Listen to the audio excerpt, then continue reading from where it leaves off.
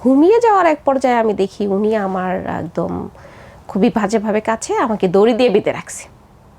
ওই যে বেড থাকে না, হোটেলের মতো ছোট ছোট বেড থাকে, ওই বেডের মধ্যে হচ্ছে গিয়া রশি দিয়ে বেঁধে রাখছে। এই বিয়ে হলে এরকমটা হয়, কিন্তু কীরকম যে হয় এটা বলতেছে না, বিয়ে হলে এরকমটা হয়। বাড়িতে গিয়েছি, সাথে সাথে আমি বলতেছি আমি ওনার সংসার করবো না, আমি ওনার কাছে যাব না, আমি থাকবো না। সবাই বলতেছে যে কেন থাকবো না, থাকতে হবে। আমি কেন যে থাকবো না ওইটা আর বলতে পারতেছিলাম না। রাতে হচ্ছে গিয়া নরসিংদী শহরে তো আবাসিক হোটেলগুলি যে পাওয়া যায় সেখানে আমাকে পাঠানো হয়। জীবন্ত মানুষকে জবাই করলে যেরকম অনুভূতি হয় আমার ঠিক তেমনই হচ্ছিল। আজ আমি আর কাঁদতে চাই না, আজ আমি বলতে চাই হচ্ছে যদি কেউ কনসেপ্ট করে ফেলে তাহলে 5 বছর বাধ্যতামূলক ওখানে ওদেরকে থাকতে হবে। এই লাইনে গিয়ে কনসেপ্ট করলো 5 বছর থাকতে হবে? হ্যাঁ, থাকতে হবে। এই বেবিটা ওই দেশে সরকারের হয়ে যাবে, ওই বেবিটাকে রেখে 5 বছর পরে মাকে ফেরত আসতে হবে, এটা যে দেশি মাই হোক না কেন। আসসালামু আলাইকুম প্রিয় দর্শক এবং শ্রোতা, আল্লাহ সর্ব অবস্থায় আমাদের সবার মঙ্গল করুন, সবসময়ের মতো সেই প্রার্থনা। আমন্ত্রণ জানাচ্ছি লাইফে, LIFE, দ্যাট ইজ লাইফ। আর এই অনুষ্ঠানে যদি আপনি অংশগ্রহণ করতে চান দয়া করে আমাদেরকে ফোন করবেন। আমাদের ফোন নম্বর হচ্ছে 09639887777। এছাড়া আমাদের যে মেল অ্যাড্রেসটি রয়েছে sharemystory24@gmail.com, সেখানেও আপনি মেইল করতে পারেন। আপনার নামটা বলেন। আমার নাম হচ্ছে জানা, এটা কি অরিজিনাল নাম? জি। আপনার বয়স? 31। 31। জন্ম জেলা? গাজীপুর। গাজীপুর। জি, শুরু করেন আপনি। আমি শুরু করতে চাচ্ছি হচ্ছে 2004 থেকে। ওই সময় বয়স কত আপনার? 9 বছর। জি হ্যাঁ, আগের মেমোরি হয়তো আমার আছে কিন্তু সেইভাবে আসলে এটা ধরতে চাই না, নেই। আচ্ছা। 2004-এ আমি মোটামুটি মাশাআল্লাহ সবকিছু বুঝি। তো যখন আমি বুঝতে শিখছি তখনই দেখতেছি যে আমার বাবা মায়ের মধ্যে প্রতিদিন মারামারি। তাও আবার মনে করেন যে ছোটো মোটো না। আমার বাবা এই তো বড় বড় দাদি আমার মাকে দৌড়াচ্ছে, আমার মাকে প্রচণ্ড মারছে, একদম কত বিখ্যাত করে ফেলছে আমার মাকে। এরকমই চলতেছে একদম প্রতিদিন। যখন মার কাছে জানতে চাই মা কিছু বলতো না, শুধু কাঁদতো, বলতো আমার মতো যেন তোমাদের না হয়। মা শুধু কাঁদতো। তারপর 2005-এ আমার ভাই বিয়ে করলো। গল্পটা মূলত এখান থেকেই শুরু। কয় ভাই বোন আপনারা? আমরা 4 ভাই বোন। ভাই একজন। আপনি বড়? না, আমি সবার ছোট। আপনি সবার ছোট। ভাই একজন? ভাই একজন সবার বড়, আর তারপর 2 বোন, তারপর আমি সবার ছোট। 2005-এ হচ্ছে গিয়ে ভাইয়া বিয়ে করলো। বাবা কি করতেন? বাবা কিছুই করতেন না। বাবা ওই তো আমার দাদুর অনেক জমি জমা ছিল, ওগুলি বিক্রি করতেন, বিক্রি করে টাকা নিয়ে কোথায় যেন উধাও হয়ে যেতেন। ওই সময়কার মেমোরি? হ্যাঁ, ওই সময়কার। ওকে, জি। ভাই বিয়ে আবার করলেন। যখন টাকা শেষ হয়ে যেত তখন হচ্ছে কি বাবা আবার বাড়ি আসতো। আচ্ছা। আবার জমি বিক্রি করতো, আবার উধাও হয়ে যেত। হ্যাঁ, এটা যখন আমার মা প্রতিবাদ করতো তখনই আমার মাকে মারামারি। এর মধ্যে তো আমাদের খাবার দাবারের কষ্ট হচ্ছেই। তো 2005-এ আমার ভাই বিয়ে করলো। আগে তো মনে করেন বাবা না থাকলেও ভাই কিছু একটা করে ছোটবেলা থেকেই চাল ডাল নিয়ে আসতো। যখন ভাই বিয়ে করলো তখন ভাই ভাবিকে নিয়ে শ্বশুরবাড়ি চলে গেল। এখন তো মনে করেন যে আমাদের ওই চাল ডালটা আনার কেউ নেই। মা মানুষের বাড়িতে কাজ করতে শুরু করলো। গ্রামের বাড়ি তো, মানুষের বাড়িতে না, যেমন খেতে খামারে কাজ করতো। এই ধান খেতে যে ঘাস হয় ওগুলি বাছাই করা, তারপরে হচ্ছে মানুষের ধানের সময় ধান নিয়ে দেওয়া, মানুষের কাপড় কেচে দেওয়া, মানে যখন যেটা পেতো আর কি, ওগুলি করে করে। তখন তো আর টাকা দেওয়া হতো না বিনিময়ে, টাকা দেওয়া হতো চাল কিংবা ভাত, কিছু তরকারি, এগুলি দেওয়া হতো বিনিময়ে, কাজের বিনিময়ে। এভাবেই যাচ্ছিল। তখন 2006-এ আমার মামার বাড়িতে আমার মামির বোন আসে। মামির বোন আসার পরে আমাকে দেখার পরে বলে যে মেয়েটা এত কষ্টে কষ্টে বড় হচ্ছে, মেয়েটা আমাকে দিয়ে দাও, আমার মেয়ের মতো করে মানুষ করবো, পড়াশোনা করাবো। মামির বোনও তো এক ধরনের মামি বলে চলে, রাইট? আন্টি বলতাম আমরা। আন্টি, হ্যাঁ। আন্টি এটা বললো। আন্টি যখন এটা বললো তখন আসলে ওই তো অভাব ছিল না, না খেয়ে তো বড় হইছি, ভালো কোনো জামা কাপড় গায়ে দিতে পারিনি। তো মা আমাকে বুঝালো, আমি খুব মায়ের পাগল ছিলাম এখনো। তো মা আমাকে বললো, খুব কান্না করে করে মাথায় হাত বুলিয়ে, আমরা তো তোমাকে খাওয়াইতেও পারি না, ওখানে চলে যাও, ওখানে পড়াশোনা করাবে, ওখানে ভালো খাবার দাবার দিবে, কাপড় চাপড় দিবে। ছোট ছিলাম, একটা লোভও তো ছিল না। তো চলে গেছি। ওই আন্টির বাসায় যখন চলে গেছি তখন আন্টি প্রচুর কাজ করাইতো, একদম অনেক, একদম সকাল 5টা থেকে ভোর 5টা থেকে রাত 10টা পর্যন্ত কাজ করাইতো। মানে আন্টি শুধু রান্না করতো, বাকি যত কাজ ছিল সব আমাকে করতে হতো। আর স্কুলে ভর্তি করছিল না। হুম। তার আগেও কিন্তু আমি স্কুলে ভর্তি হইনি। তো এইভাবে যখন 3 মাস চলে গেল, 3 মাস পরে আমি আন্টিকে বললাম যে আন্টি, এমনিতে ভালোবাসতো, ওই আদরটা করতো যেন আমি কাজ করি, তখন তো বুঝতাম না যে আমাকে ভালোবাসতেছে, সুন্দর সুন্দর কথা বলতেছে আমাকে দিয়ে কাজ করানোর জন্য। তো 3 মাস পরে আমি আন্টিকে বললাম, 3 মাস পরে কুরবানি ঈদ আসলো, তো আন্টি আমাকে একটা জামা বানায় দিল। তখন আমি আন্টিকে বললাম, আন্টি আমাকে তো বলছেন স্কুলে ভর্তি করাই দিবেন, আমাকে স্কুলে ভর্তি করাই দেন। তখন উনি বলল, এই এখন না, এখন তো, তখন আসলে এগুলো বুঝতাম না যে স্কুলে ভর্তিটা করে কোন সময়, এটা বুঝতাম না। তখন বললো এখন তো না, স্কুলে ভর্তি নিবে হচ্ছে কি অতদিন পরে, 6 মাস পরে, 5 মাস পরে।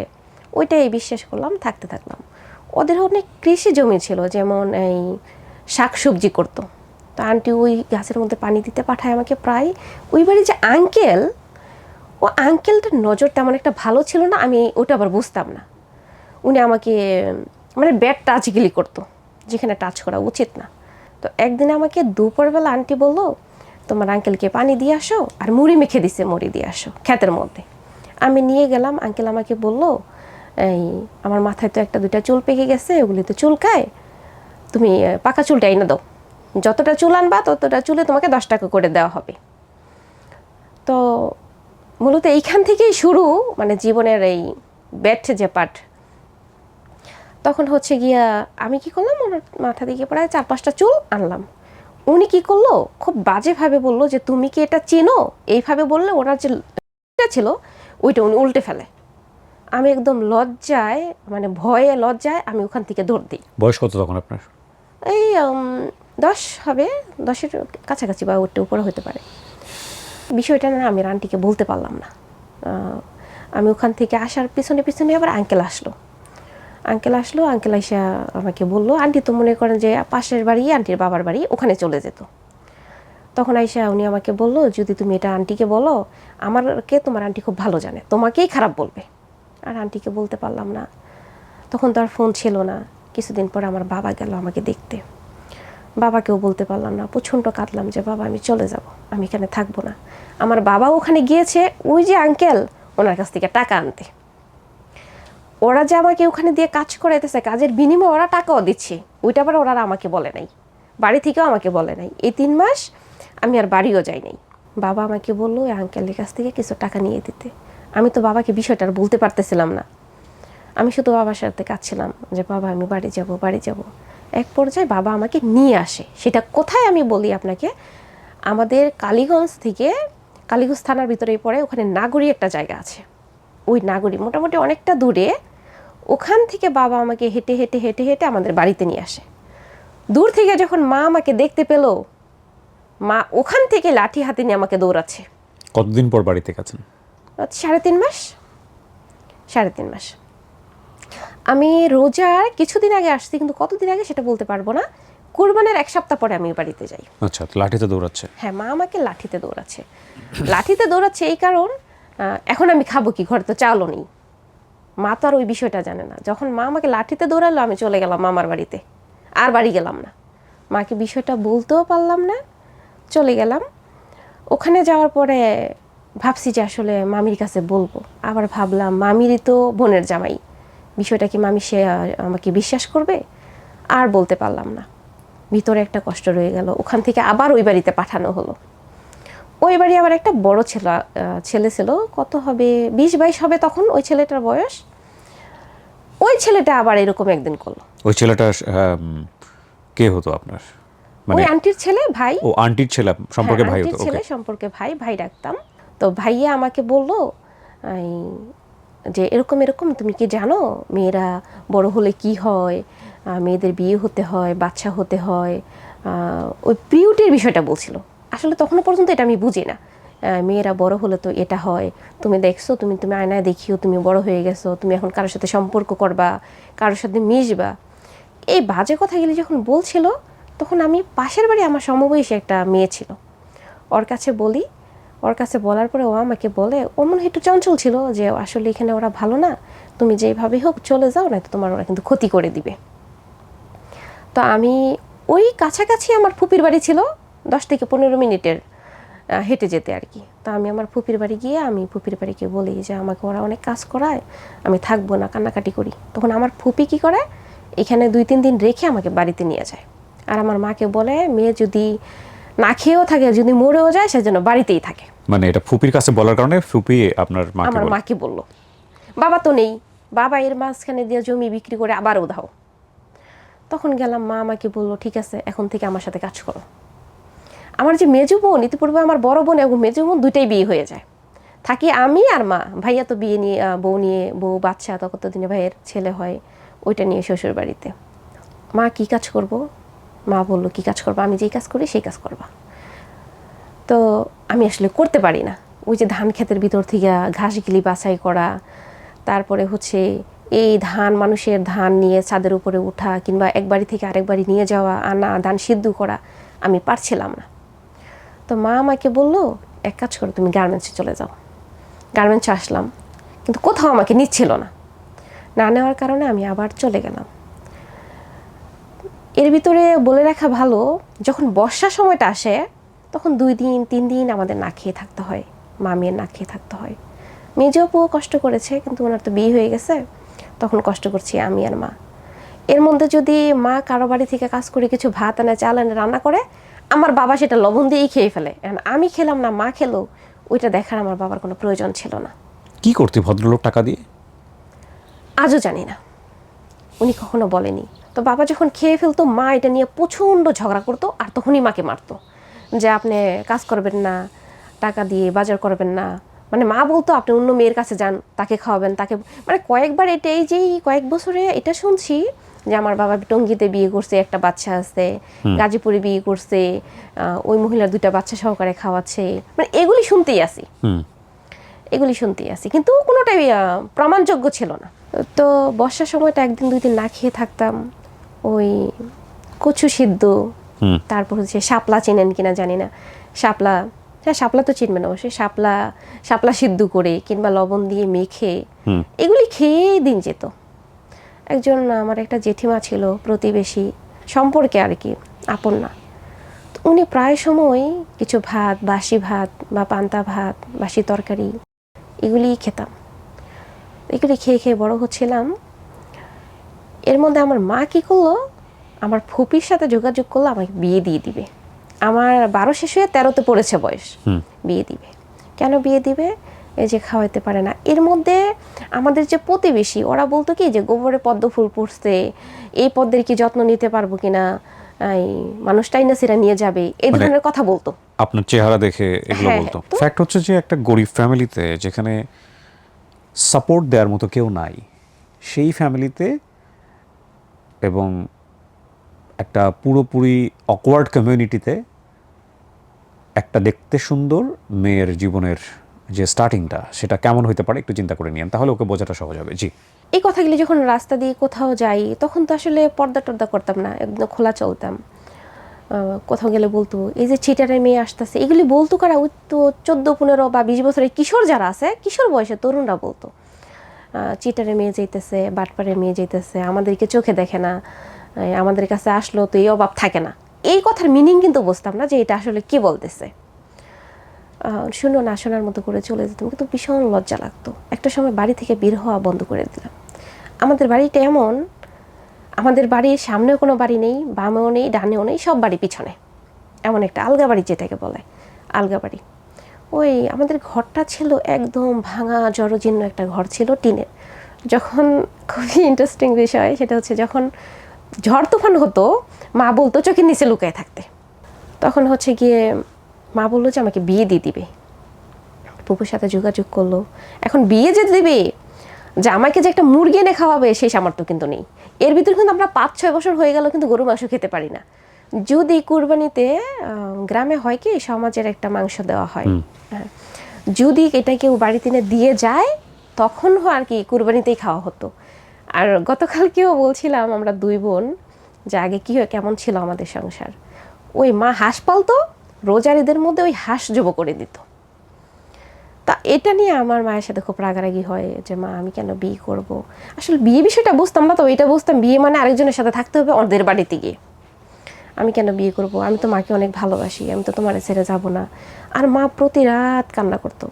মা বলতো কি মাথায় হাত বুলিয়ে বুলিয়ে, যদি তোমার বিয়ে হয়ে যায় দেখবা ভালো খাওয়াবে, ভালো জামা কাপড় দিবে। ওই যে ওই গল্পটা যেটা আমাকে আন্টির বাড়িতে পাঠানোর সময় বলেছিল, ওই গল্পটা। ফুপু নিয়ে আসলো কি নসুন্দে থেকে এক ছেলে, কিভাবে পরিচয় তখন আমি জানি না, এটা আমি পরেই বলবো। ছেলেটা দেখতে খুব সুন্দর, চোখগুলি ছিল কি ওই যে নারিকেলের চোখ বলে, সাদা চোখ, ওরকম ছিল। আমি আসলে এই চোখওয়ালা মানুষ কখনো দেখি নাই। ও ফুপু নিয়ে আসলো, যেদিন নিয়ে আসলো সেদিনই বিয়ে, আমি তো জানি না। নিয়ে আসলো, এখন বললো কয়টা মানুষ আসলো, 10-15 জন। ওদেরকে খাওয়ালো কি ভাত মাছ, ভাত মাছ। প্রতিবেশী একজন মুরগি রান্না করে দিয়েছিল বিয়েতে। বিয়ে যে হচ্ছে আমি তো আর জানি না। মা আমাকে আগের রাতে বলছে এটা এটা ওরা ভালো খাওয়াবে, তোমাকে পড়াশোনা করাবে, ভালো পরিবেশে রাখবে, জামাই চাকরি করে, দেখতে অনেক সুন্দর। তখন আসলে এটা বুঝি নাই এত ভালো মানুষ আমাকে কেন বিয়ে করতে আসবে, যেখানে আমরা ভাতই খেতে পারি না, তরকারি দূরের কথা। তখন ওই কাজী আসলো, বলতেছে মেয়ের তো বয়স হয় নাই, মেয়ের তো বয়স হয় নাই, এই মেয়েকে কীভাবে বিয়ে দিব। হয়তো ঘুষ দিয়েছে, রাত 8টা বাজে আমাকে বিয়ে পড়ালো ওই লোকের সাথে। ততক্ষণে কিন্তু ওই লোককে আমি দেখি নাই, মানে দেখছি কিন্তু অনেক মানুষের ভিতরে কোনটা যে ছেলে ওইটা বুঝতে পারি নাই। উনি কিন্তু আমাকে ঠিকই দেখছে। কি দিয়ে আমাকে বিয়ে পড়ালো, একটা ওই 350 টাকা করে একটা কিন্তু কাপড় আছে, লম্বা কাপড়, শাড়ি কাপড় যেটাকে বলে, ওই একটা কাপড়, একজোড়া স্যান্ডেল ছিল, একটা লিপস্টিক ছিল। ওর আসার সময় এগুলি নিয়ে আসতে, একটা লিপস্টিক ছিল, একটা নেল পালিশ ছিল, আর বিয়ের একটা ওড়না ছিল লাল। এই কটা নিয়ে আসছে, এই কটা আমাকে পরাই দিল। মাগরিবের পর পর বিয়ে বললো একটা ঘরে বসতে। আমি কিন্তু খুশিতেই আছি, আমি কিন্তু বুঝতেছি না যে আসলে এর পরবর্তী সময়টা আমার কেমন হবে। কাজী আসলো, কাজী আমি তো সিনেমাতে দেখছি, কাজী বলতো 3বার বলো কবুল কবুল, এটাই শুনছি। তা আমার তো ওইটাই কবুল বলবো, বসে আছি। এখন কাজী এসে বললো যে মা বলো আলহামদুলিল্লাহ। তা আমি বললাম যে হ্যাঁ আলহামদুলিল্লাহ। প্রথম বলছিলাম না, পরে পাশে থেকে মানুষ বললো যে বলো বলো, তখন আমি বললাম যে আলহামদুলিল্লাহ। বললো যে কাজীও বললো আলহামদুলিল্লাহ বিয়ে হয়ে গেছে। কাজী এটা বললো বের হয়ে গেছে, আমাদের বাড়ির আশেপাশের মানুষগুলিও কমে গেছে। ততক্ষণ পর্যন্ত কিন্তু বজরাত্রি খায়নি ওই লোকেরা, খাবে, বিয়ে হয়ে গেছে খাবে। ওরা আসছে মেবি 4টা বাজে। তখন ওরা বিয়ের পরে খেতে বসলো, খাওয়া দাওয়া শেষ করে। ওই আমাদের ওই গ্রামে না তখন কারেন্ট ছিল না, হারিকেন কারেন্ট ছিল না। তো রাত্রে 10টা বাজে আমাকে ওই ঘরে পাঠাইলো পানি দিয়ে, পানি কিছু পিঠা কিছু একটা হয়তো বা পাঠাইলো। আমি কিন্তু ওই লোককে তখনও ভালো করে দেখি নেই, অন্ধকার না, হারিকেন আর কতটাই দেখা যায়, মানুষ আছে। তো ওই রুমে আমাকে থাকতে দিল। আমার নানু ছিল পাশে, এক পাশে আমার নানু, আর এক পাশে হচ্ছে ওই ভদ্রলোক। নানুর পাশে আমি, ওই ভদ্রলোকটা ছিল এক সাইডে, প্রথম আমার নানু, তারপরে আমি, তারপরে ভদ্রলোক। এই ভদ্রলোককে দেখে আসলে আমি একটু ভয় পেয়ে যাই ওই চোখ দুটো দেখে। আসলে উনি যে এত সুন্দর আমি দেখতে পাচ্ছিলাম, কিন্তু ওনার সৌন্দর্যটা কেন জানি আমার চোখে লাগছিল না, ওই চোখ দুটোই লাগছিল, আর আমি ভয় পাচ্ছিলাম। তো আমি সারা রাত উনি আমাকে টাচ করার চেষ্টা করছে, কিন্তু আমি সেটাকে দেইনি, চলে আসছি। উনিকে আমি ভালোভাবে সেই রাত দেখি নাই। পরের দিন সকালে আমি উঠলাম, ফ্রেশ হলাম, ফ্রেশ হয়ে 10টার দিকে বা 9টার দিকে আমার মা বললো, ভাবি বললো যে ওনাকে পিঠা পানি চাটা দিয়ে আসতে। তো গিয়েছি, এখন তো মনে করেন দিনের আলোতে স্পষ্ট উনি সুন্দর। ওনার তখন, আগে তো আমি বয়সটা জানি না, তখন ওনাকে দেখে মনে হলো এই 20-21 হবে এরকম, সুন্দর একদম চিকন মিকন লম্বা। কিন্তু ওই যে ওনার চোখ দুটো যে ওইটা, আর হচ্ছে ওনার চুলগুলি লাল, ওনার চুলগুলি লাল, আর যে চোখ দুটো ওই যে সাদা, এই দুটো দেখে আমি একদম ভয় পেয়ে গেলাম। রাতে তো একটু ভয় কম পেয়েছি, এখন একদম পুরোপুরি ভয়। তারপর আমি সাথে সাথে বের হয়ে গেলাম। আমি বললাম এই লোকের সাথে তো আমি যাব না। সবাই জিজ্ঞেস করলো কেন, আমি বললাম এই যে এই লোকের চোখ এরকম। তখন আমাকে ওই যে ভারতীয় সিনেমার দেখানো শুরু করলো, এই যে দেখো ওরা লেন্স লাগায়, আর এটা তো আল্লাহ দিয়েছে, মানে এইভাবে বললো আর কি, এটা তো এই চোখ সুন্দর, এই চোখ সুন্দর। আসলে এই চোখ আমি আগে দেখিই নাই, এই ফার্স্ট এই চোখ। চুল হয়তো দেখছি লাল, কিন্তু এত লাল চুল আর এরকম চোখ দুইটা মিলিয়ে আমি এরকম মানুষ দেখি নাই। এখন আমি বলতেছি কোনোভাবেই হচ্ছে গিয়ে আমি এই লোকের সাথে যাব না। এই লোক বলতেছে ওই লোকের সাথে আমাকে ঘুরতে যেতে হবে, আমাদের এলাকাটা ঘুরে দেখাতে হবে। তো আমি বললাম যে আমি যাব না। আমি তো কান্না ওনার চোখ দেখে আর ওনার চুল দেখে আমি কোনোভাবেই এটা মানতে পারতেছিলাম না যে উনি আমার ভর। ওনার একটা ফ্রেন্ড ছিল, উনি আমাকে বললো যে আপনার বাবা মা যে কি ভুল করেছে এটা আপনি এখন থেকে টের পাবেন, এইভাবেই বল। মানে আপনার হাজবেন্ডের ফ্রেন্ড এটা হুট করে সে কেন বলতে যাবে? ওনার সাথে কোনো শত্রুতা ছিল না? এই তো আসতেছি এখন। জি। তো আমি বললাম যে আমি যাব না। বললো তো ওনাকে আমার পছন্দই হয়নি, আমি কি যাব ওনাকে নিয়ে এলাকা ঘুরতে, ওনাকে দেখে আমি ভয় পাচ্ছি। তখন বললো যে আপনি গিয়ে দেখেন কি বলে। তো আমি যাচ্ছিলাম না, সবাই বলতেছে যেতে, তারপরে আমি বললাম যে না আমি যাব না। তখন উনি আমাকে দেখালো ওনার হাত। ওনার হাত ইতিপূর্বে মনে হয় কত হাজারবার কাটছে 2 হাত, তা আমি নিজেও জানি না। আমি কিন্তু এখনো পর্যন্ত কখনোই আমি রক্ত দেখতে পারি না। মানে হাজবেন্ডের হাত কাটা দেখলেন আপনি? হ্যাঁ, এইগুলোতে ব্লেড দিয়ে কাটা? একদম এখান থেকে মানে 2 হাত এই পর্যন্ত একদম কুচি কুচি করে, মানে কয়েকবার মনে হয় কত হাজার কাটা, যা অবিশ্বাসযোগ্য। তো আমি বললাম যে আমি যাব না। তখন ওনার ফ্রেন্ড গিয়ে ওনার হাতটা আমাকে দেখালো। ওনার হাত দেখায় আমাকে বলল যে দেখেন এখন যদি আপনি না যান এখনই কিন্তু কাটবে, এবং ওনার পকেট থেকে ওই লোকটা নিজেই কিন্তু একটা ব্লেড বের করে দেখালো, একদম নতুন প্যাকেট করা। তখন ওনার বোন ছিল, বলতেছে যে চলো যাই অল্প একটু। তখন আমি ভাবতেছিলাম যে আমি বিষয়টা কি সবার কাছে বলবো, বললেই বা কী হবে, অনেকবার তো অনেক কিছু বলছি, কিছুই হয়নি। তো আবার চলে আসলাম। চলে আসার পরে এইভাবে 11টা বেজে গেল। এখন আমাকে বলতেছে শ্বশুরবাড়িতে যেতে হবে। পরের দিন কিন্তু, আগের দিন বিয়ে হলো, ওনারা আমাদের বাড়িতে ছিল সেই রাত, 10-15 জন সবাই ছিল। আমি যেতে চাচ্ছিলাম না। সবাই বলল আরে বোকা, ওরা নিবে, স্কুলে ভর্তি করে দিবে। মাঝখানে কিন্তু আমি আবার ক্লাস 4 পর্যন্ত পড়াশোনা করেছিলাম ওই আন্টির বাসা থেকে আসার পরে। আচ্ছা। তো ওরা আমাকে বললো ক্লাস 5-এ নিয়ে ভর্তি করে দিবে। মানুষ তো এখন তো বুঝি, আগে তো বুঝতাম না যে বিয়ের আগে দেখাশোনার একটা ব্যাপার থাকে। আমাদের বাড়িতে কিন্তু বাড়ি থেকে ওদের বাড়িতে কেউ যায়নি এটা দেখার জন্য, পাত্র কেমন, বাড়িঘর কেমন, আদৌ তো ওদের বাড়ি আছে কিনা, এরকম কিছুই কিন্তু কেউ যায়নি দেখতে। ওই যে আমার ফুপি বলল, আমার ফুপিও যে চিনে না ততক্ষণ পর্যন্ত আমি জানি না। আমার ফুপি এক লোক ভিক্ষা করতে আসছে, বললো যে আমার ভাইয়ের একটা ছেলে আছে, মেয়ে আছে কিনা।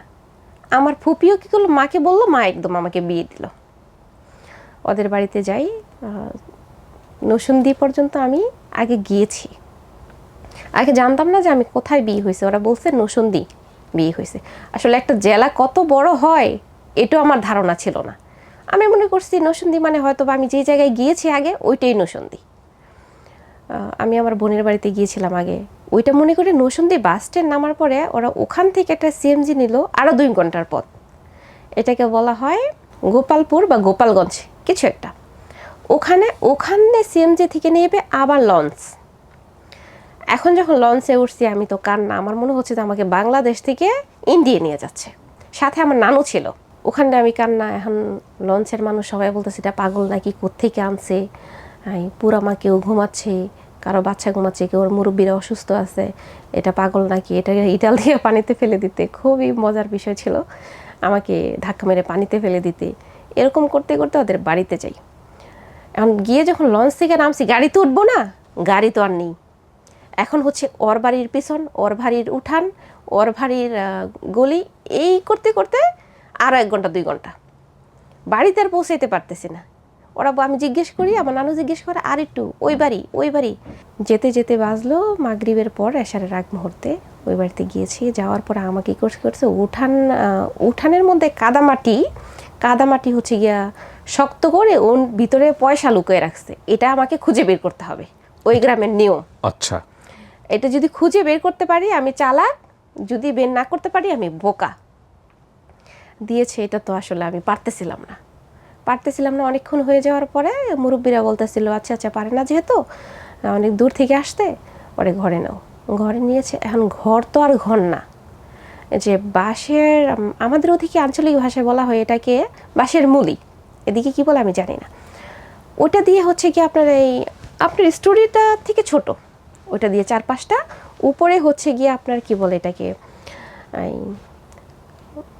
এই যে পাটকাঠি আছে না, পাটকাঠি দিয়ে আর একটা কাগজ দিয়ে, তারপর হচ্ছে এই মাটি দিয়ে লেপ দেওয়া হচ্ছে কি একটা ফ্লোর তৈরি করছে, উপরে ছাদ তৈরি করছে, উপরে ছাদ আর চারপাশটা হচ্ছে ওই বাঁশের বেড়া, বাঁশের বেড়া। এটা নাকি ঘর। এই ছোট্ট ঘরে আবার একটা পার্টিশন করা, ছোট্ট ঘরে একটা পার্টিশন করা, ওইটার মধ্যে একদম চিকন করে একটা চকি রাখা। ওইটাই হচ্ছে আমার ঘর, ওইটাই হচ্ছে আমার ঘর। তো ওখানে আমাকে নিয়ে গেল। তো আমি মনে করছি হয়তো কারো বাড়ি রান্নাঘরে বা গোয়াল ঘরে বসাইছে। ওখানে বসলাম। ওখানে বসার পরে ওরা আমাকে নিয়ে গেল, হাত মুখ ধুতে বললো যে ওই যে শাড়ি, বিয়ের শাড়ি, ওই শাড়িটা খুলতে হবে। আমাকে জামা দিল, ওই আমার ননদ ছিল, ওর পুরনো জামা আমাকে দিল। ওইটা খুলে ফ্রেশ হয়ে আসতে খাবার দিবে। আমিও তো ছোটো মানুষ না, আমি তো ক্ষুধা না, সারা রাস্তা তো আর কিছু ওরা আমাকে খাওয়ায়নি। আমাদের বাড়ি থেকে যে খেয়ে আসলাম ওই পিঠা, সেই পিঠাই। ওখানে আগে হাত মুখ ধোয়ার জন্য ওরা আমাকে নিয়েছে। এখন দেখি টিউবওয়েল নাই, নদী থেকে পানি উঠায়া বালতি করে আমার ননদ নিয়ে আসছে আমি হাত মুখ ধোয়ার জন্য। এখন ধুইলাম। বলে রাখা ভালো, যেদিন রাতে আমার বিয়ে হয় সেদিন রাতেই আমার প্রথম পিরিয়ড হয়, সেদিন রাতেই। এখান থেকে আবার আমার ভাবি বলে দেয় যে পিরিয়ড হইলে আসলে কি করতে হবে। আমি তো আর আগে বুঝি না। ও আমার হাজব্যান্ডের বোন আমার ননদকেও বলে দেয় ওর যে এরকম হয়েছে একটু কিছু ব্যবস্থা করার জন্য। ওরা আমাকে কি দেয়, কাপড়, পুরনো কাপড়, পুরনো কাপড় কেটে কেটে গিয়ে ওনারা আমাকে কতগুলি টুকরো দেয়, বলে এটা ব্যবহার করতে। এখন কিভাবে করব আমি তো সেটাও জানি না, ওইটা তো আর বলে না। ওরা মনে করছে হয়তো বা আমার আগে থেকেই জানা আছে, এটা প্রথমবার সেটা আর ওরা জানে না। তখন ওটা থেকে আমরা হাত মুখ ধুই, আমি আমার নানু হাত মুখ ধুয়ে ওই ছোট্ট রুমে গিয়ে আর কি, রুমে জায়গা নেই, শুধু চকিটা। আমার নানু উপরে উঠে বসে আর আমি পাও ঝুলিয়ে বসি আর কি। বসার পরে ওরা আমাদেরকে খাবার দেয়। তবে খাবারের মেনুটা খুব ভালো ছিল, একদম মানে বড়লোকি খাবার যেটাকে বলে। দেশি কই মাছ ভোনা, দেশি মুরগির রোস্ট, তারপরে হচ্ছে গরুর মাংস, বড় বড় বেলে মাছের তরকারি, তারপরে পায়েস, পোলাও, মিনিকেট চাউলের ভাত। এই প্রথম মিনিকেট চাউলের ভাত খাই, মিনিকেট চাউলের ভাত। তো এটা দেখে মনে হয়েছে যে না, এই বাড়ি হইতেই পারে না এই মানুষের, অবশ্যই অবশ্যই এই বাড়ির মানুষের বড় বাড়ি, হয়তো আমাকে নিতে পারতেছে না, নিবে। আমার নানু তো মুরব্বী মানুষ, একদম খুশিতে নাচতেছে, মানে খাবার দেখে উনি শুধু আমাকে চিমটি দেয়, মানে ভাবতেছে যে এখানে আমার হাসি আসতেছে। আমার নানি আমাকে চিমটি দেয় আর বলে, তোর তো কপাল খুলে গেছে, তোর তো কপাল খুলে গেছে, তোর তো রাজকপাল। তো খাওয়ার দাওয়ার হলো। এখন ওই ঘরেই আমাকে ঘুমাতে দিল, ওখানে ঘুমাতে হবে। একটা কাঁথা বিছানো ছিল, দুইটা বালিশ ছিল, আরেকটা কাঁথা গায়ে দেওয়ার ছিল। তো আমার ননদ যেটা, ননাস ছিল না, ওই ননদকে আমার সাথে শুইতে দেয়। তো উনি কী করে, মাঝরাতে উঠে যায়, আমার হাজব্যান্ড আসে। উনি একটা পুরুষ মানুষ, আমার গায়ের মধ্যে হাত দিচ্ছে, আমি বুঝবো না? যতই ঘুমে থাক, আমি একটু ঘুম পাগল ছিলাম আজও। তখন আমি একদম লাফ দিয়ে উঠে বসছি। কে কে, একদম খুব জোরে, কে কে, গ্রামের মেয়ে ছিলাম তো, উচ্চস্বরেই কথা বলতাম, কে কে। উনি আমার মুখে চেপে ধরলো, বললো যে আস্তে আস্তে। তারপরেও পাশের মানুষ শুনতে পেয়েছে, যেহেতু এরকম ছোট একটা ঘর, তার চেয়েও ছোট। ওরা বলতেছে চুপ করো চুপ করো, বিয়ে হয়েছে, এরকমটা হয়, এরকমটা হয়। আমার শাশুড়ি বলতেছে। ওই শাশুড়ি যে তখনও দেখি নাই, দেখছি কিন্তু এটা যে আমার শাশুড়ি ওইটা তো আর পরিচয় করায় দেয় নাই কেউ যে এটা তোমার শাশুড়ি। কারণ কিভাবে, মানে গিয়ে দেখি এই মহিলার এত বড় একটা পেট, ওনার যে আসলে কয়দিন পরে ডেলিভারি হবে ওটা তো বুঝতে পারি নাই, কেউ বলেও নাই, এত বড় একটা পেট। তো এটা আমার শাশুড়ি হয় কিভাবে, আমি ভাবছি ছেলের বিয়ে করাইলে কি আবার মা প্রেগনেন্ট থাকে নাকি, এটা আমার ধারণা ছিল, হয়তো মামি টামি হবে। ঘুমাচ্ছিলাম, আবার বললো যে সরি মানে আর করবো না, আর করবো না। তো আবার যখন ঘুমটা আসতেছিল তখন আবার একই কাজ করতো। এখন আমার কথা হচ্ছে উনি কেন আমার গায়ে হাত দিবে। উনি কিন্তু যখনই আমি জেগে যাচ্ছি, রুম থেকে বের হয়ে যাচ্ছে, আবার যখন ঘুমাইতেছি ওনার বোন উঠে যাচ্ছে, উনি আসতেছে। এরকম করতে করতে রাতটা চলে গেল। দিনে দেখি আমাকে আর কোথাও নেয় না। এখন ওরা আমাকে একটা কাপড় দিল গোসল করতে। আবার ওই যে নদী থেকে পানি এনে, আমার ননদে পানি এনে দিল। মানে বিয়ে হলে হাজবেন্ড ওয়াইফের যেই সম্পর্কটা, এটা নিয়ে আপনার কোনো আইডিয়াই ছিল না? কেউ বলেই নাই, আমার কোনো জীবনে কোনোদিন শোনেনও নাই আপনি? না না, আমি কখনো শুনি এবং নাই। পুরুষ মানুষ সম্পর্কে ওনার ছোটবেলায় যে আইডিয়াগুলো হয়েছে সেগুলো তো আর আমি অনুষ্ঠানে অতটা ডিটেল আনতে পারি নাই। তাতে এক ধরনের আতঙ্কই ওনার মনের মধ্যে বিরাজ করছে যে মানুষের জীবন অনেক বেশি বৈচিত্র্যময়। গল্পতে আপনি কি নেবেন না সেটা একেবারেই আপনার বিষয়, কিন্তু এটা একটা কমপ্লিট স্টোরি। শেষ পর্যন্ত যদি না শোনেন তাহলে বুঝতে পারবেন না আসলে কোথায় গিয়ে দাঁড়িয়েছে। জি, তারপর? তো আমি সকালবেলা ওনারে, আমি গোসল করবো না, আমি বলতেছি গোসল করবো কেন, তো আমার নানু মানুষের সামনে কিছু বলতেও পারতেছে না, আমার চিমটি দিচ্ছে শুধু, মানে আমি গোসল করতে। নানুটা বুঝাইতে পারতেছি না যে আমি গোসল করব কেন সকাল সকাল। তখন কিন্তু শীত ছিল, তো নানু আমাকে চিমটাচ্ছিল। এক পর্যায়ে নানু আমাকে কানে, মহিলা মানুষ আবার গ্রামের মানুষ যেমন হয়, ফিস ফিস করে বলতেছিল, এই রাতে কি তোদের কিছু হয় নাই, কি হবে? আমি জানতাম মানে কি বাবু হবে, আমার কি হবে। উনি বলতেছে যে গোসলটা করে আসো। এখন বাচ্চা ছিলাম তো, এক ছেলে আবার ছোট ছেলে কতগুলি বড়ই নিয়ে আসছে, ওখান থেকে আমি একটা বড়ই মুখে দিছি। এখন তো ওই আমার হাজবেন্ডটা যে মা, এখন বুঝতে পারতেছে এটা শাশুড়ি, উনি তো একদম পুরো বাড়ি চিল্লাইয়া উঠাইছে, হাই সকাল সকাল বাসি গায়ে ফল খায় নাকি, বা সকাল সকাল বাসি গায়ে ফল খায় নাকি, গোসল করছে না, 10টা বাজতেছে গোসল করছে না, এটাও শিখাই দিব নাকি। উনি এটা বলতেছে গোসল করছে না, কিন্তু গোসলটা কেন করবো ওইটা কিন্তু বলতেছে না। আমি কেন গোসল করলাম না এটা নিয়ে চিল্লাইতেছে। তো ওই পানি এনে দিল, উনি কী করলো, একটা কাপড় দিয়ে 4-5টাকে এইভাবে গ্রাউ করে দিল, আর আমাকে বললো এখানে কাপড় বদলাইতে। তো এখন আমি তো আশায় আছি আমার শ্বশুর বাড়িতে নিয়ে যাবে, এটা যে শ্বশুর বাড়ি বুঝতে পারতেছি না, কারণ এত ভালো খাবার খেয়েছি, এই বাড়ি তো হইতেই পারে না, ওদের থেকে তো আমাদের বাড়ি ভালো, তাহলে আমরা কেন ভালো খাইনি। আমার প্রশ্ন ছিল এটা। মোটামুটি ওদের বাড়ি থেকে আমাদের বাড়ি ভালো, আমরা তো ভালো খাইনি। তো দুপুর হলো, দুপুরের মধ্যে তো আরও ভালো খাবার, খাবার কত সুন্দর খাবার, ইলিশ মাছের, সরিষা ইলিশ, আবার সরিষা ইলিশ। এত ভালো খাবার পাচ্ছে কই তাহলে? পরে তো বলবো, এটা এত আমি বলতে পারবো না। ওর গল্প বলার স্টাইলটা খুবই সুন্দর। এটা যদি আমি এক্সপ্লেইন করি আপনাদেরকে, তাহলে হয়তো বুঝে যাবেন যে স্টোরি টেকিং নিতে হয় কীভাবে। গল্প বলাটা গড গিফটেড, সবাই এটা পারে না। ও জানে না ও কত সুন্দর গল্প বলে, বাট আমার জন্য কাজ করাটা ইজি হবে এডিট করার ক্ষেত্রে। জি বলেন। তো আমি তো জানি না ওরা কোত্থেকে এত ভালো খাবার খায়। সরিষা ইলিশ, ইলিশ মাছের মাথা দিয়ে মুগ ডাল, তারপরে হচ্ছে ইলিশ মাছের লেজের ভর্তা, এগুলি তো কখনো চোখেই দেখি নাই। কত ভালো খাবার। এখন ওরা আমাকে একটু দূরে একটা বাড়ি দেখাইতেছে, টিনের ঘর হলো অনেক বড়, অনেক দূরে। আর এটা ততক্ষণে বুঝতে পারলাম এটা একটা চর, এটা একটা চর, এটা আসলে কোনো ঘনবসতিই না। এখানে একটা বাড়ি, ওখানে একটা বাড়ি, ফাঁকা ফাঁকা ফাঁকা ফাঁকা, আর সবার বাড়িগুলি মোটামুটি এরকমই, বিল্ডিং কিন্তু নাই। আশেপাশে যাই দেখছি হয়তোবা যারা বড় লোক তাদের টিনের ঘর, আর এই যে বাঁশের ঘরই সবার। আর ওরা রান্না করে হচ্ছে সবাই গরু আসলে গরুর যে গোবর হয় সেটা থেকে একটা লাকড়ি তৈরি হয়, সেটা দিয়ে। তো দুপুরবেলা, দুপুরে কিন্তু ছিল পোলাও ছিল, আবার নতুন রান্না কিন্তু। আর এর মধ্যে যে খাচ্ছে শুধু ওরা বা আমরা না, আশেপাশের অনেক মানুষ, এই বাড়ির মামা, ওই বাড়ির চাচা, ওই বাড়ির ফুপু, সব মিলিয়ে মনে করেন 20 জন, সবাই খাচ্ছি। এখন আমার নানু তো একবারে খুশিতে হাসতে হাসতে, মানে উনি তো শুকরিয়া আদায় করা শেষ নেই। আলহামদুলিল্লাহ আলহামদুলিল্লাহ, আমার নাতির এত বড় ঘরে বিয়ে হয়েছে, খাবার দেখেই। কিন্তু পরে আমার নানু জিজ্ঞেস করে যে আপনাদের বাড়ি নাই? এটাই তো আমাদের বাড়ি, আমরা তো বাড়িতে থাকি না, আমরা ভাড়া থাকি নরসিংদী শহরে, গ্রামে থাকি না, এই জন্য আসলে ঘর বাড়ি করি না, বউ আনছি বাড়িতে আসতে হবে, সেই জন্য এই ঘরটা উঠানো।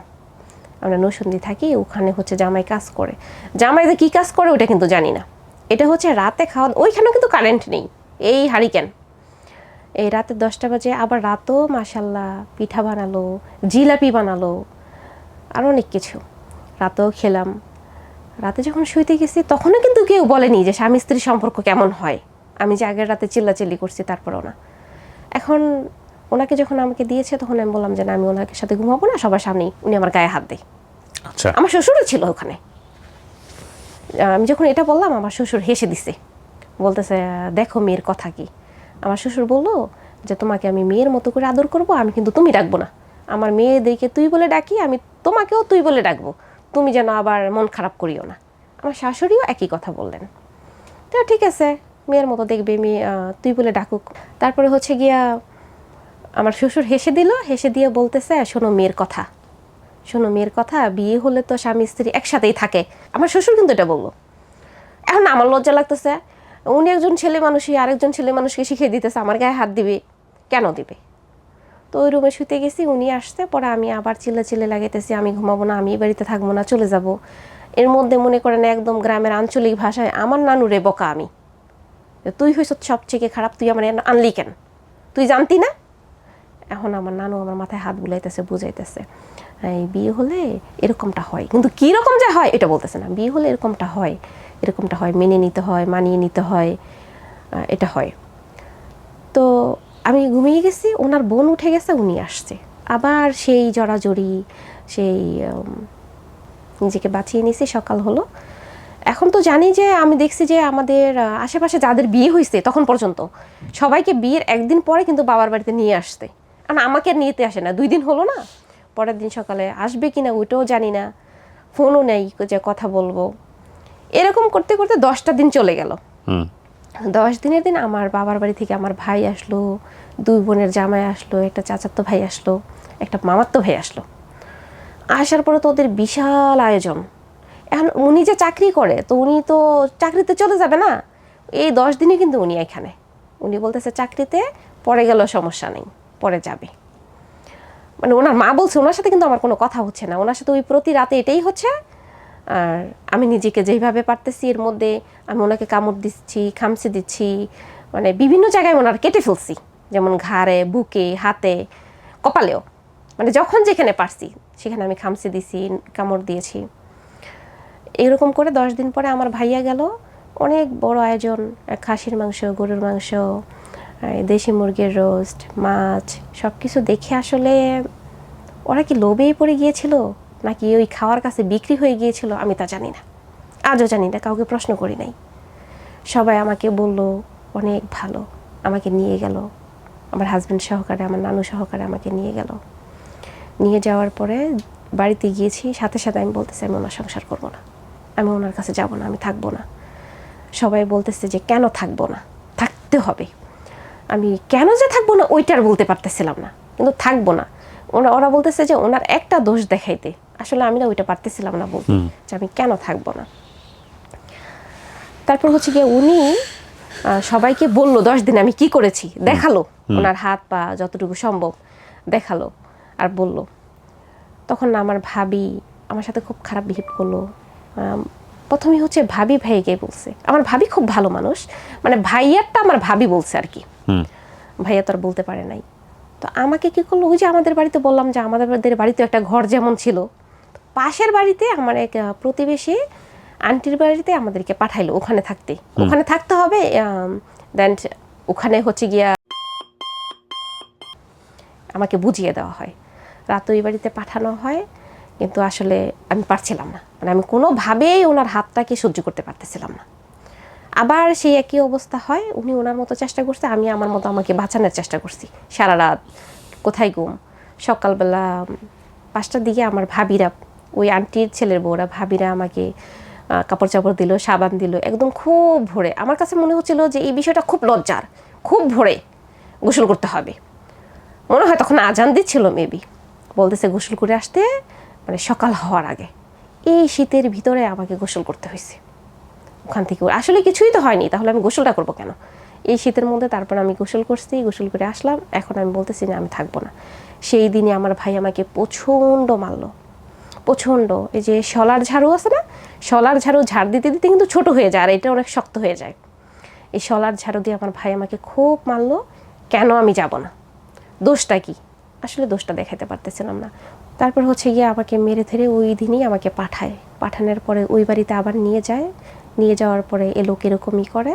এখন আমার মেজো বোন আমাকে বললো নসুন দিয়ে আসতে ওনার বাড়িতে বেড়াইতে। মেবি এইভাবে ওইভাবে 3 মাস চলে যায়। 3 মাস চলে যায়। আমার বোন বললো ওদের বাড়িতে বেড়াইতে যাইতে।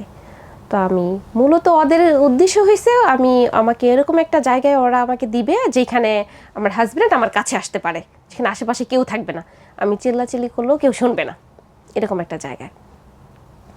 পরে আমি তো মনে করছি বোনের বাড়ি, বোন বলছে, বোন তো আর এটা করবে না। তো হচ্ছে গিয়ে আমি আসি, রাজি হই, আমি বোনের বাড়িতে আসি। বোনের বাড়িতে এসে সেদিন দুপুরে খাবার খাই। রাতে হচ্ছে গিয়া নরসিংদী শহরে তো আবাসিক হোটেলগুলি যে পাওয়া যায় সেইখানে আমাকে পাঠানো হয়। সেইখানে আমাকে পাঠানো হয় আমার হাজব্যান্ডের সাথে।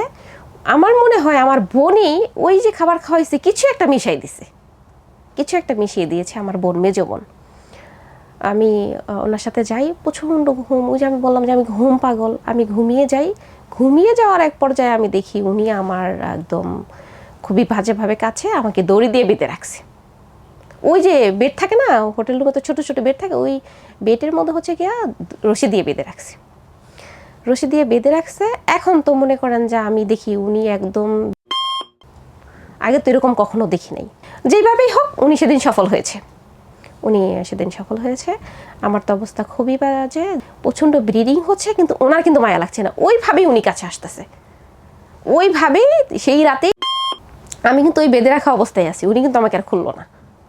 আমি তো যাক না, যেমন আমার কেমনটা মনে হয়েছিল যে একটা জীবন্ত মানুষকে জবাই করলে যেরকম অনুভূতি হয়, আমার ঠিক তেমনই হচ্ছিল, যেন শরীর থেকে আমার একটা মাংস বা একটা অঙ্গ প্রত্যঙ্গ কেটে ফেলে দিয়েছিল, আর আমি সেটা দেখতে পাচ্ছিলাম। ওনার আর আমার প্রতি মায়া হলো না, উনি ওনার মতো করে উনি সাকসেস হলো। তারপরে হচ্ছে সকাল হলো, আমি তো আর হাঁটতে পারছিলাম না। আপনাদের হাজব্যান্ড ওয়াইফের মধ্যে এই আন্ডারস্ট্যান্ডিংটা কি ছিল? লাইক যেহেতু আপনি বয়সে কম ছিলেন, ইনফ্যাক্ট উনিও তো বয়সে অনেক কম, ওনার জায়গা থেকে খুব সুন্দর করে আপনাকে বোঝানো বিষয়টা, না না না, এরকম কোনো কিছু ছিল না? এরকম কিছুই ছিল না যে উনি বলবে যে না আমাদের বিয়ে মানে এটা, আমরা কাছাকাছি আসবো, আমাদের সংসার হবে, বেবি হবে, এমন কিছুই ছিল না। মানে ওনাকে তো দিনে আমি পেতামই না, ওই রাতেই। দিনে যে উনি কোথায় থাকে কি করে আমি তো পেতাম না। আমি তো আর ওরকম তো আসলে হাজব্যান্ড মানে বুঝতামও না যে ওনাকে প্রশ্ন করব যে তুমি কোথায় যাও, কেন যাও, আমাকে কেন সময় দাও না। তারপরে কি হলো? এখন হচ্ছে গিয়া আমরা বের হব, এখন তো আমি হাঁটতে পারছিলাম না, তো উনি আমাকে ধরে ধরে নামাচ্ছিল, আর আমাকে ডাক্তারও দেখায় নাই, আমাকে ওনার বাসায় নিয়ে গেল।